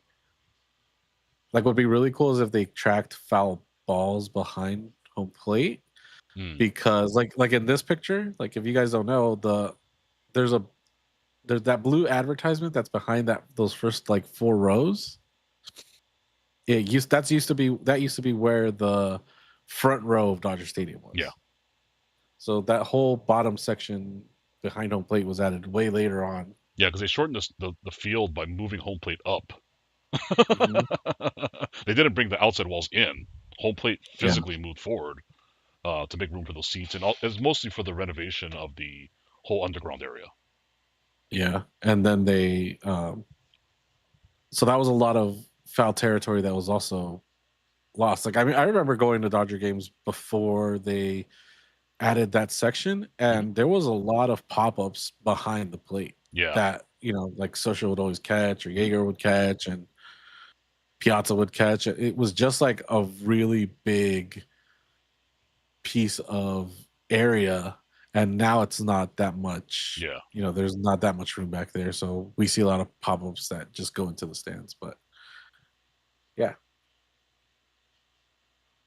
somebody tell us if that's possible. Right. I mean, that'd be cool to find out. Like, I Yeah. really want to know. Like, it'll be cool to go like all various directions. Like, let's compare. You know, if Eric Karros pitched or hit in the shallower Dodger Stadium, and vice versa, if Max Muncy hit in the longer Dodger Stadium, how would it affect their Yeah. numbers, right? Yeah, like how would this player performed at like what's it called? At the Coliseum, right? Like the Yeah. first 2 years, or even at Ebbets, which would Well, be Coliseum would be kind of weird because remember, Coliseum had like the Dodger version of the The short- monster. Yeah, you have to hit it. Yeah. It's a high arcing home run. That would have to like just having the distance wouldn't be enough because they would just go straight to the net. So yeah, well, yeah, line drives home runs wouldn't have worked there. It would have been, into left field, was I it? guess, Yeah, it left would have field. been a carom. Yeah, Yeah. it would have been a carom off of the wall potentially. Yeah. But yeah, so that'd be cool. I mean, it'd be cool to do it with every team too. Like, you know, like freaking Giants with the Polo Grounds. Like, yeah, your Barry Bonds would have sucked. Oh yeah. What was it, like 430 something? Yeah, something crazy. Some giant, Yeah, some freaking huge field dimension. dead center is ridiculous. But so yeah. So speaking of, let me see if that other game ended yet. Which other game? It did go final. So Los Gigantes have twisted the knife just a little bit more in Los Pobres. Oh no. Yeah, they beat them 4-1. Oof. Yep. I think you know I think we put a certain vibe on them. Yep. I think we're starting to see a downturn again. Yep. So, and again, I'm not super surprised because that's kind of been their MO the last several years. Yep. You know, once the vibes are down, it just gets really bad. Yep. Start piling on. Well, so, what are our standings? Right now? Yeah, let's check the AL right now. Now, obviously, not completely up to date because we grabbed this graphic before the stream started, and the Mariners are still playing right now, so we know what their final record is going to be for the week. But look into it. You know, the Rays have held the Yankees back still. Boston's was creeping up after that crazy win streak, but they kind of fallen back to the earth after that. So we'll see how that turns out. White Sox are still in the lead with the Guardians and the Twins coming up their butt. The Tigers, like you said, have an outside shot the wild card, which is interesting. And then the AL West, I mean, it's a toss-up for the top three spots there. Yep. Both for the division win and potentially a wild card spot. Like everyone's kind of in range, right? Like because there's so many wild card spots now, what, 3 of them? Like the first 3 are almost going to be locked up. The first 4 are going to be locked up by division winners and probably second place in the East. Yeah. But those 2 other spots, I mean, it's a deadlock between like the second, third, and fourth place teams for the rest of the divisions almost. So a lot of traffic there. Yeah. It's going to be. Yeah, and I mean, if you just look at the AL West itself, like 3 of those teams are within striking distance of the 3 teams in the Central. Yeah. Right, and even the Red Sox have an outside shot. Yep. I mean, at 56, like yes, they're technically the second wild card team in right now, and then there's like, what is it, 3 teams with 55 wins? Yeah. Or yeah, so it's kind of crazy. Like somebody's definitely gonna be disappointed that they didn't get in. Yeah, for sure. via the wild card, and it's more than likely it'll be the AL West team that is going to get hosed because they just don't have a strong division. Yeah, all the AL West teams are suffering in every facet of the game. The AL West has a lot of errors. Offensively, not a very strong division. Defensively, not a strong division. Pitching is actually fairly good, but they just can't score any runs and they can't defend for the sake of their lives. So it's like the old joke where it's like people are like, you know what, you should win it. No, please, you win the game. No. I want you to win. You know, that's how the division's going for the West right now. nobody Yeah. wants to take it and run with it. You know, so it's gonna make for an exciting last week of baseball this year for sure. In For both sure. leagues, actually, as far as the wild cards are going. Yeah. Speaking of which, let's go check the senior circuit real quick. So in the East, the Bravos have continued to pull away from the Phillies. The Phillies have kind of fallen off. Again, the Dodgers kind of ruined their mojo. It's kind of all down here for them. The Marlins are doing what Marlins do what Marlins do. The Nationals and Mets are doing what they do. The Mets also lost 2 out of 3 to the Dodgers, so that didn't bode well for them. The Brewers joined the Dodgers as still like the creme de la creme of baseball, Yeah. let alone the National League. The Chubbies are keeping pace, but they can't seem to reel them in, right? And so Yeah. but there's probably at this rate looks like they're going to secure that first wild card spot. But after that, it's knife fight. Yeah. So everyone's getting hurt. And in the West, the Dodgers have a substantial lead. Because at this point, all they have to do is tread water, and they're going to win the division, right? Diamondbacks have played good baseball, but again, they can't reel in the Dodgers because they need to go on a crazy run, and the Dodgers need to start losing like crazy, right? The Padres actually played okay, but it's been unconvincing baseball, and they're potentially sellers. So they're kind of waving the white flag, which is weird when they're still got more than a fighting chance at a wild card, right? Like they're still in line to fight for a wild card position. So Gigantes have not mathematically been eliminated. Yeah. They could go undefeated here and win 100 games. Just saying, right? Sure. But it doesn't look like they're gonna do much, and the Rockies are just doing Rocky things still. So, which brings us to the mood check. I'll let you go over it because you kind of alluded to it. Yeah, I mean, so potentially right now, the Padres and Giants moods could be switched, right? Yep. The Giants are looking like they might be the upset team for potential playoff teams right now, which is traditionally the Padres' job. Yeah. Oh, you want to make the playoffs? Oh, it would suck if we swept you right now, wouldn't it? Yeah.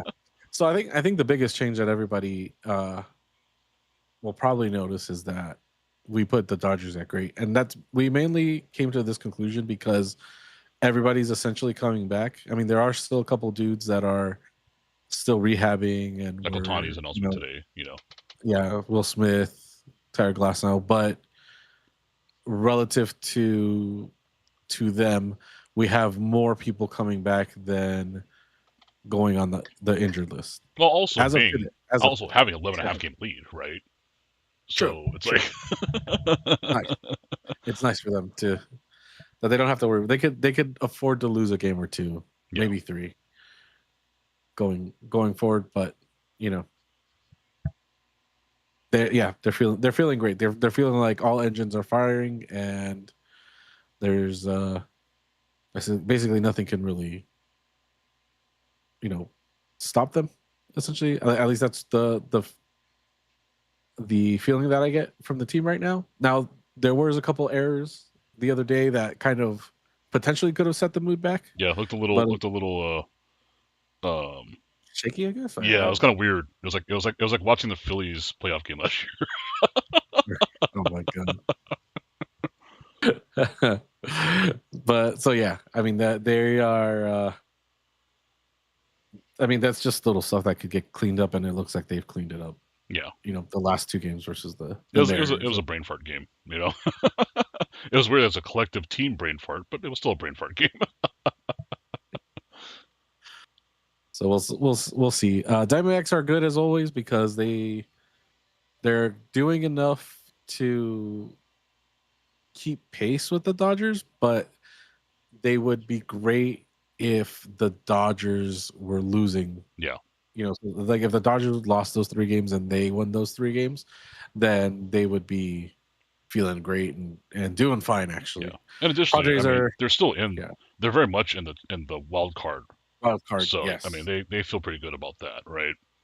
Yeah, like there's no if about it. You know, they're not one of the middling teams that are like, oh, we'll just get spot 6, it'll be okay. Right. Like, I'd prefer to be spot 4. Yeah, exactly. But yeah, so they're in good shape. Padres, like I said, probably be awful right now with their potential losing ways at the moment. They were pretty hot. Like we're not, you know, we're not trying to downplay that they did go on a little bit of a run, but they did it at a time when the Dodgers also had a run, and I think they also lost the days that the Dodgers lost, which they're just mirroring what how the Dodgers are playing, and it's like. I was like, man, like if you guys had only lost the following day or the day before instead of the day that the Dodgers had lost, and then you could have at least seen some sort of incremental movement in your standing. Yeah. So flip flop that with the Giants, who are beating divisional rivals right now, and that's always going to be a good boost for you because, hey, we could potentially be cutting them out of a possible playoff run, or we could be sending them home with us. Giants are halfway packed to Cancun already. Yeah. They're just missing their swim trunks and their floaties basically. So also for the brand, the Padres could be also awful next week depending how the trade deadline goes. Yeah, because and they're looking for rumored to be sellers, which again they're in the wild card hunt. That's crazy. Yeah. So I wouldn't be a seller if I was them. But I mean, everyone talks about them moving Mason Miller, which is just crazy to think of because they got him in a move. Yeah, and it was just last year. And then did they re-sign him? I don't remember if I think they extended him. Maybe I heard it was but it's just poor Mason Miller. It's like, why do I keep handing? He's like Luiz Arraez. Why do I keep getting passed around from team to team? I'm not bad, right? So I mean, we'll see what happens. Yeah, because they could go from, they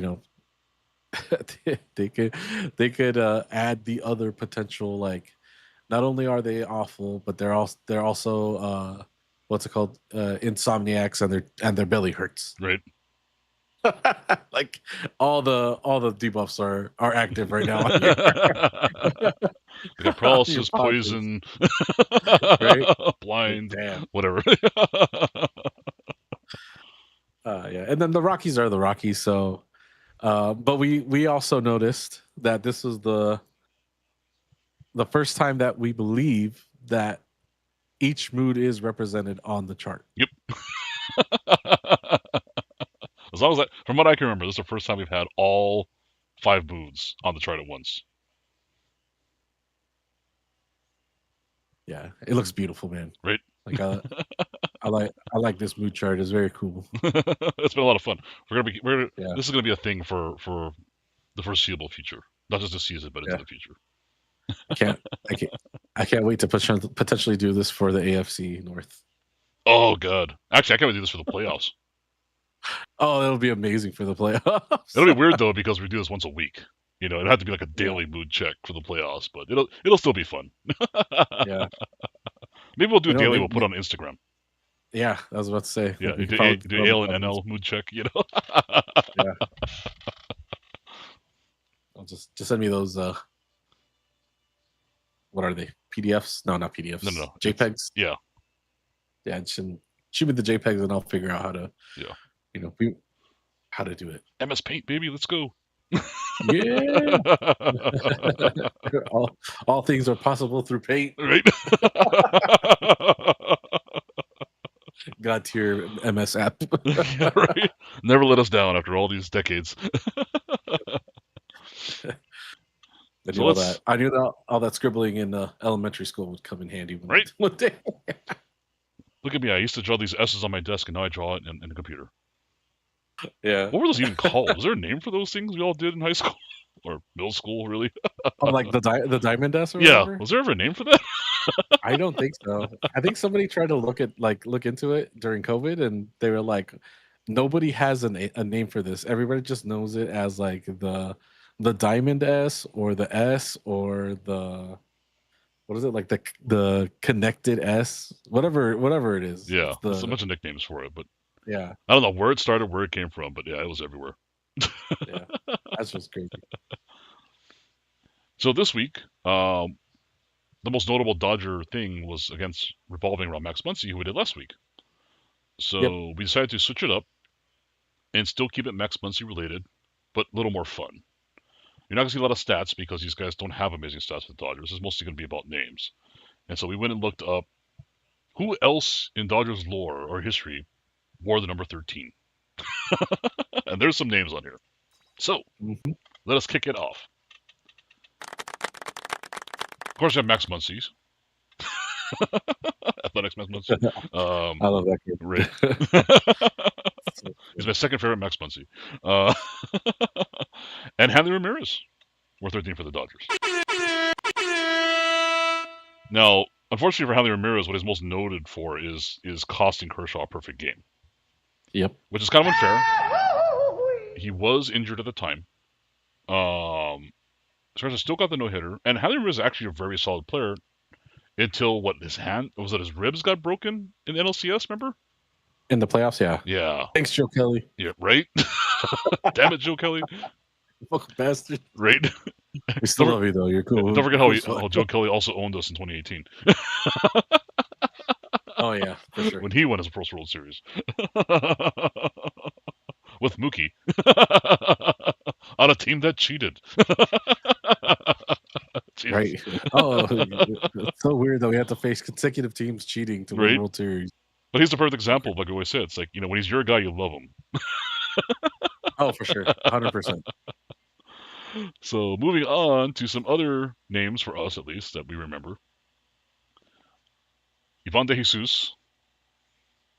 I definitely remember him being highly touted. Didn't quite live up to the hype. Along with Ryan Theriot. Same deal.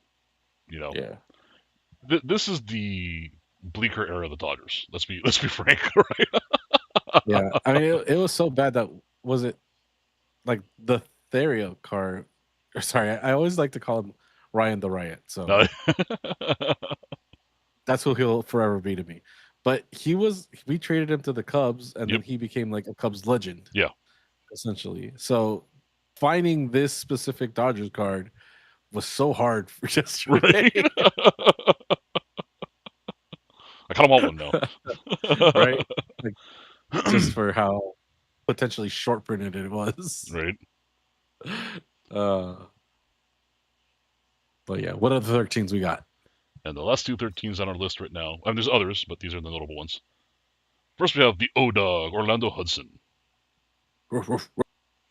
And everyone who watched the Dodgers when Vince Scully was broadcasting will always remember his name because Vince Scully always brought him up as the last Dodger to hit a cycle.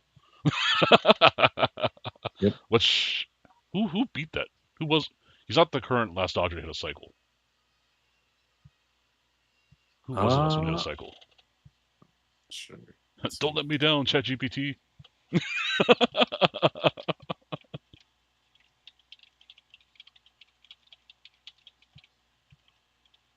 That's where I got off. It's Otani. It is Cody Bellinger. All right, so it's Bellinger. Okay, I had a thinking it was, but I couldn't remember. But yeah, I mean, Vince Scully was saying, it's like, whenever there's a cycle watch on, right? Mm-hmm. He would say, oh, and so is going to be trying for the cycle. Last time a Dodger hit a cycle was Orlando Hudson, the O-Dog. O-Dog. And then he'd also follow up with, did you know that Dan Ugla means owl? Yeah. Dan Owl. Right. And speaking of cheating bastards, also more than 13 for the Dodgers. And this is a funny card because of the little picture outline of him. Also make the same pose. Yeah. Alex Cora was a Dodger. He was. Before becoming our greatest enemy. Mm-hmm. I think did he leave the team the same time that Doc left the team? Oh. I don't remember. When was he with the Dodgers? Let's take a look. He was with the Dodgers 98 2004. Yeah. because Doc was on the team till 03, I think. Oh, of course. You're a wizard, Jugal. There's an actual picture of Cora and Doc high-fiving each other Oh. in Dodgers uniforms. That's amazing. uh, Doc's like, please don't cheat me out of a World Series years from now. right, you I son make of a no bitch. promises. Speaking of weird manager relationships, like to me, the funny one is just him and Aaron Boone. Which of course he calls him Booney because that's a baseball thing. But Oh yeah. it's like they What? actually never knew each other that tightly. It's more their strange relationship of Doc was a Bruin, Aaron Boone was a Trojan. And they both manage franchises with a lot of pressure. Oh yeah. And they met in the World Series, And of course, there's that famous thing. People are kind of forgotten now because last year's World Series is so crazy. But there is a video, pictures, what have you, of after losing the Dodgers won the World Series and the Yankees lost. And several hours afterwards, there's Aaron Boone kind of sitting in the hallway looking a little miffed, despondent, especially the way it went down. Yeah. And there's Doc sitting there talking with him. So, and that's when it came out. I said, yeah, it's like, he says, being a manager of a team like the Yankees, the only one who might get that feeling would be me as a manager of the Dodgers, right? There's a lot of pressure, a lot of expectations, especially with the position Doc was in that year. You got to remember that people assumed that he was one loss away from losing his job. Yeah. So whether it's a true friendship or not, it seems like they are because apparently they text each other and they've been seen together, when he's in town.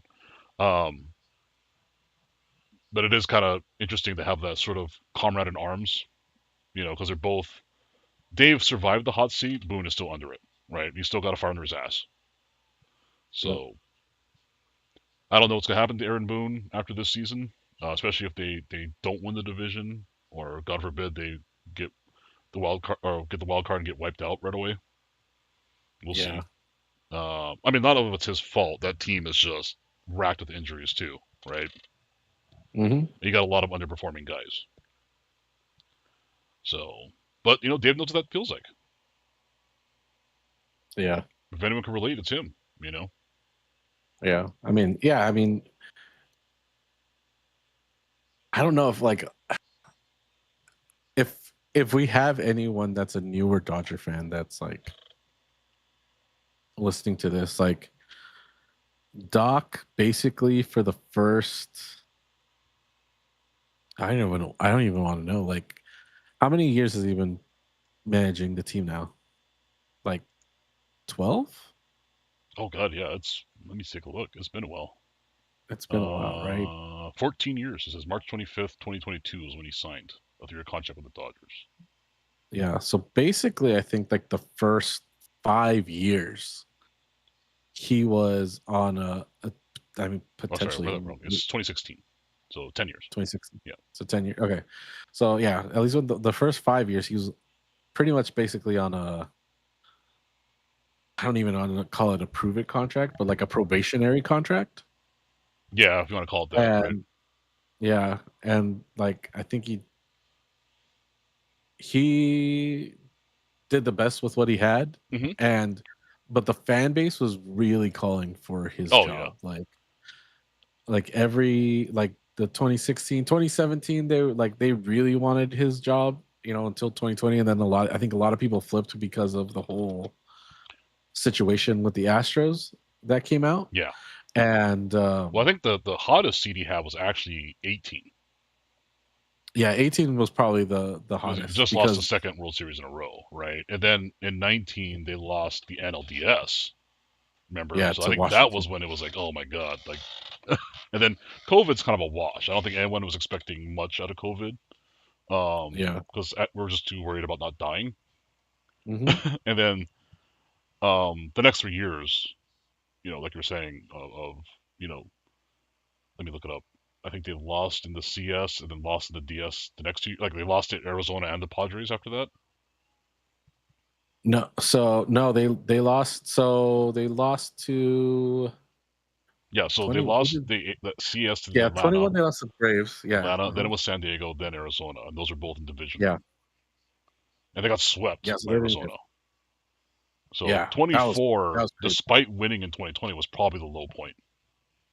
Yeah, You know, he was more than likely. If he didn't make the playoffs, if they didn't make the playoffs in 24, they not would just make have. the playoffs, they had to win in the playoffs, because they were down They would have 0-2 to the Padres.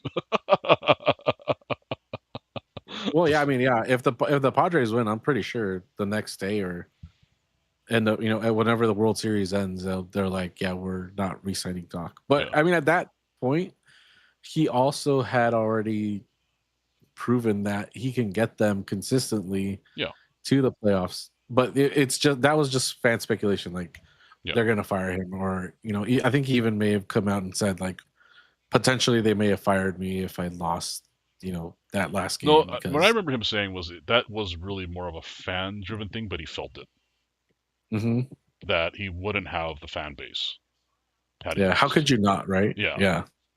Like he said, because I think even Friedman said there wasn't any plan. Like, oh, if he loses this, he's getting fired, right? Yeah, that was never in the cards. He said, but again, like Doc said, he was going to lose the fan base because they just expected more. Now, I have this list up, so let's go over this and tell me if your first 9-10 years as a manager, right? Mm-hmm. Let's look at this record, right? or how the season's ended, and decide if he's really deserves all that crap that he gets. So, his first year, he lost the NLCS. His second year, he lost the World Series. His third year, he lost. Now he had to have made it both times to lose it. Right. The year after that, he lost the NLDS. So in his first 4 years, his knock on him is that he didn't win a World Series, not that he didn't perform in the postseason or didn't win the division, right? And then, 2020, he won the World Series. And then what happens to him after that is he lost the NLCS, lost the NLDS, and lost the NLDS again. So even taking in the fact that in that 7 year or 8 year span, 7 of those 8 years he got eliminated from the playoffs. But I mean, most managers will never make the playoffs 8 years in a row. Yeah. So like just accomplishing that is a feat in itself. Can you really hold that against him, right? And everyone's going to say, well, it's because he has this super team, whatever, and blah, blah, blah. I'm like, well, look at the Mets. Yeah. Carlos Mendoza should still be managing that team. Yeah. So, and plus we've really seen the evolution of Doc as a manager, right? As a skipper. Because remember, we used to call him the zombie Dave Roberts because he's dead to us, because he's also known as Dave Roberts, the dream killer. Yeah. Yeah. Anytime someone had a no-hitter going, whatever, he would pull them, right? Yeah. It was just like his MO. And I completely understand why he did it at the time. Now, there was one questionable, which is when it wasn't a no-hitter when he pulled Dick Mountain in the playoffs. Yeah. But he's learned, as you see him progress year over year, where it becomes less analysis or paralysis by analysis, right? Yeah. And making these data-driven decisions and more using what looks right or how he feels about it, or can he trust the guy? Yeah. And that's what we've seen. Yeah, it's something like the Vargas situation in last year's World Series. Yeah. Vargas? Oh, Rojas, you mean? Rojas, sorry. Yeah.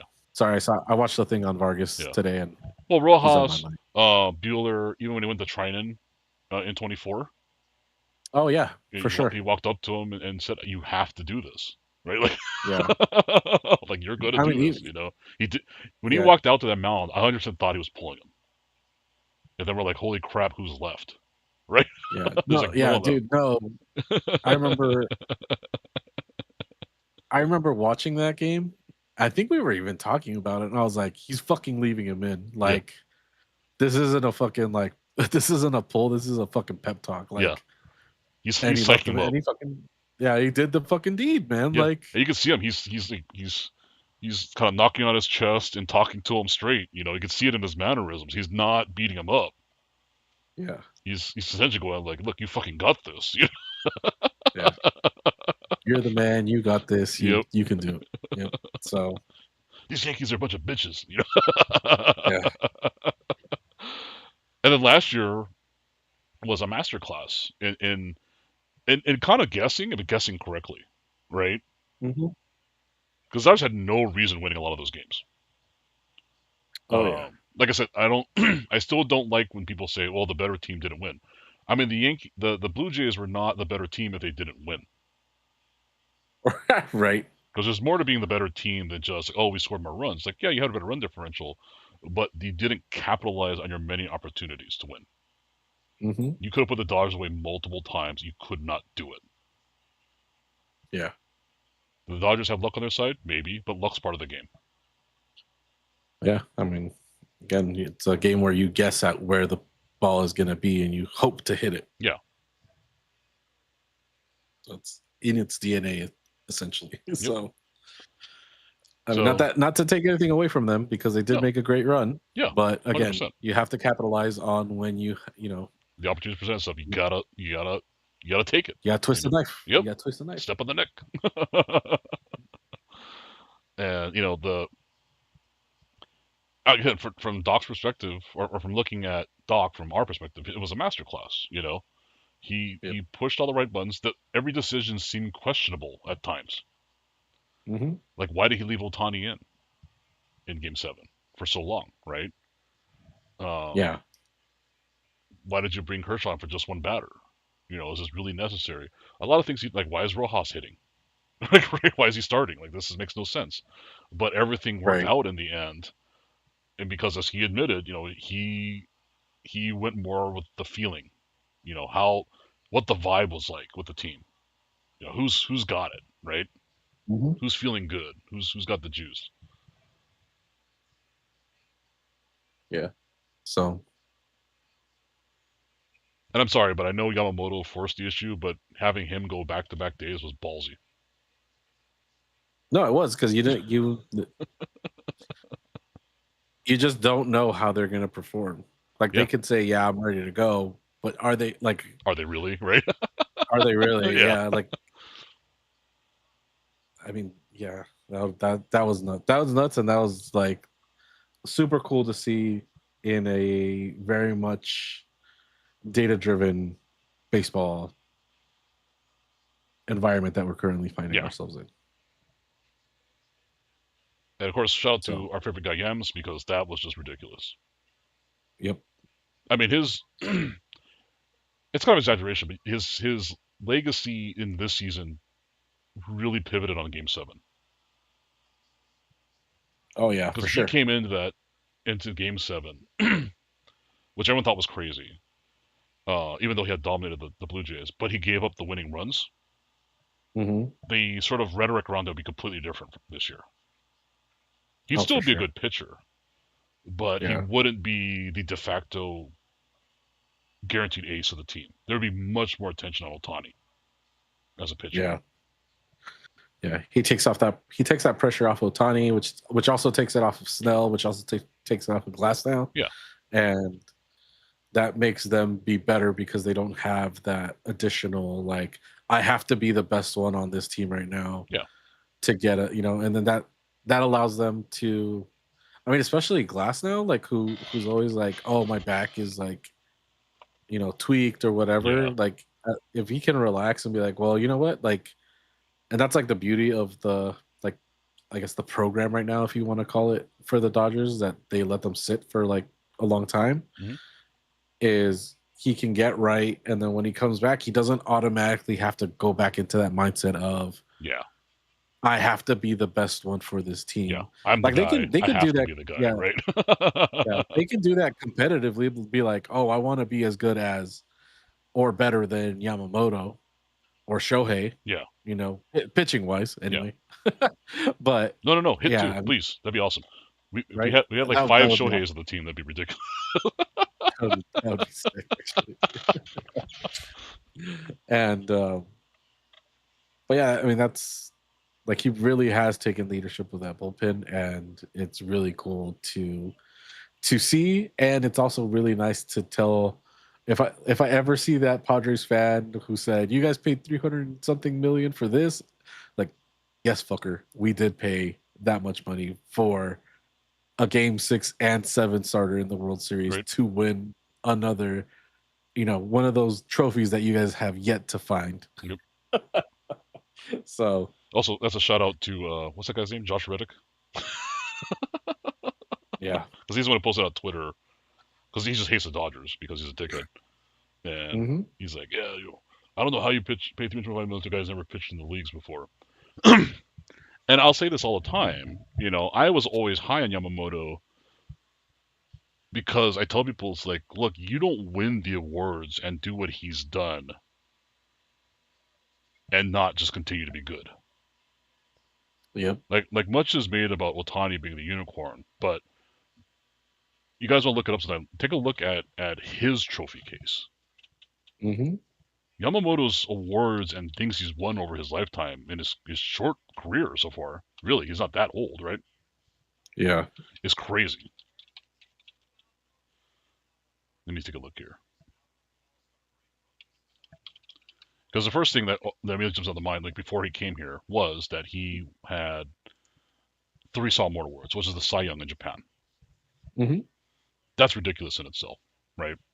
I think he also had, let me pull it up just to be sure, 5-time All-Star, won the Japan Series, he's a champion Japan Series, 3-time Triple Crown winner, 3-time Pacific League MVP, 3 Cy Young awards, 3 all NPB team, 3 Golden Gloves. Yeah. 3-time Best Battery Award with his catcher, 4-time Pacific League ERA champion, 3-time Pacific League strikeout champion, 3-time Pacific League champion in wins, Interleague MVP, and throw 2 no-hitters. Oh, and he also won a gold medal in the Olympics, a gold medal in the World Baseball Classic, and before all that, he won a gold medal in the Premier 12. Damn. So this is all before coming to the Dodgers, right? Yeah. Like, what more do you need to ask of this guy's credentials? Because he wasn't just the best pitcher in Japan at the time. He had the potential to be the best pitcher in Japan ever. Yeah. And the real thing that they liked about him, no major injury history. Now, to add to all that crap he's already done, right? We have 2-time All-Star with the MLB, back-to-back World Series champion, a World Series MVP, and all MLB first team last year. The only thing he really needs now is a Cy Young, and he will have won everything you could. Yeah. I mean, you can win a Gold Glover, but that's not as meaningful as everything else, right? But yeah, I mean, like I said, no one should have been surprised. Like I figured he would have a shaky start, like most of them do. But I feel like it's only a matter of time, right? The Dodgers would have been that hot on him if they didn't know this. Yeah, for sure.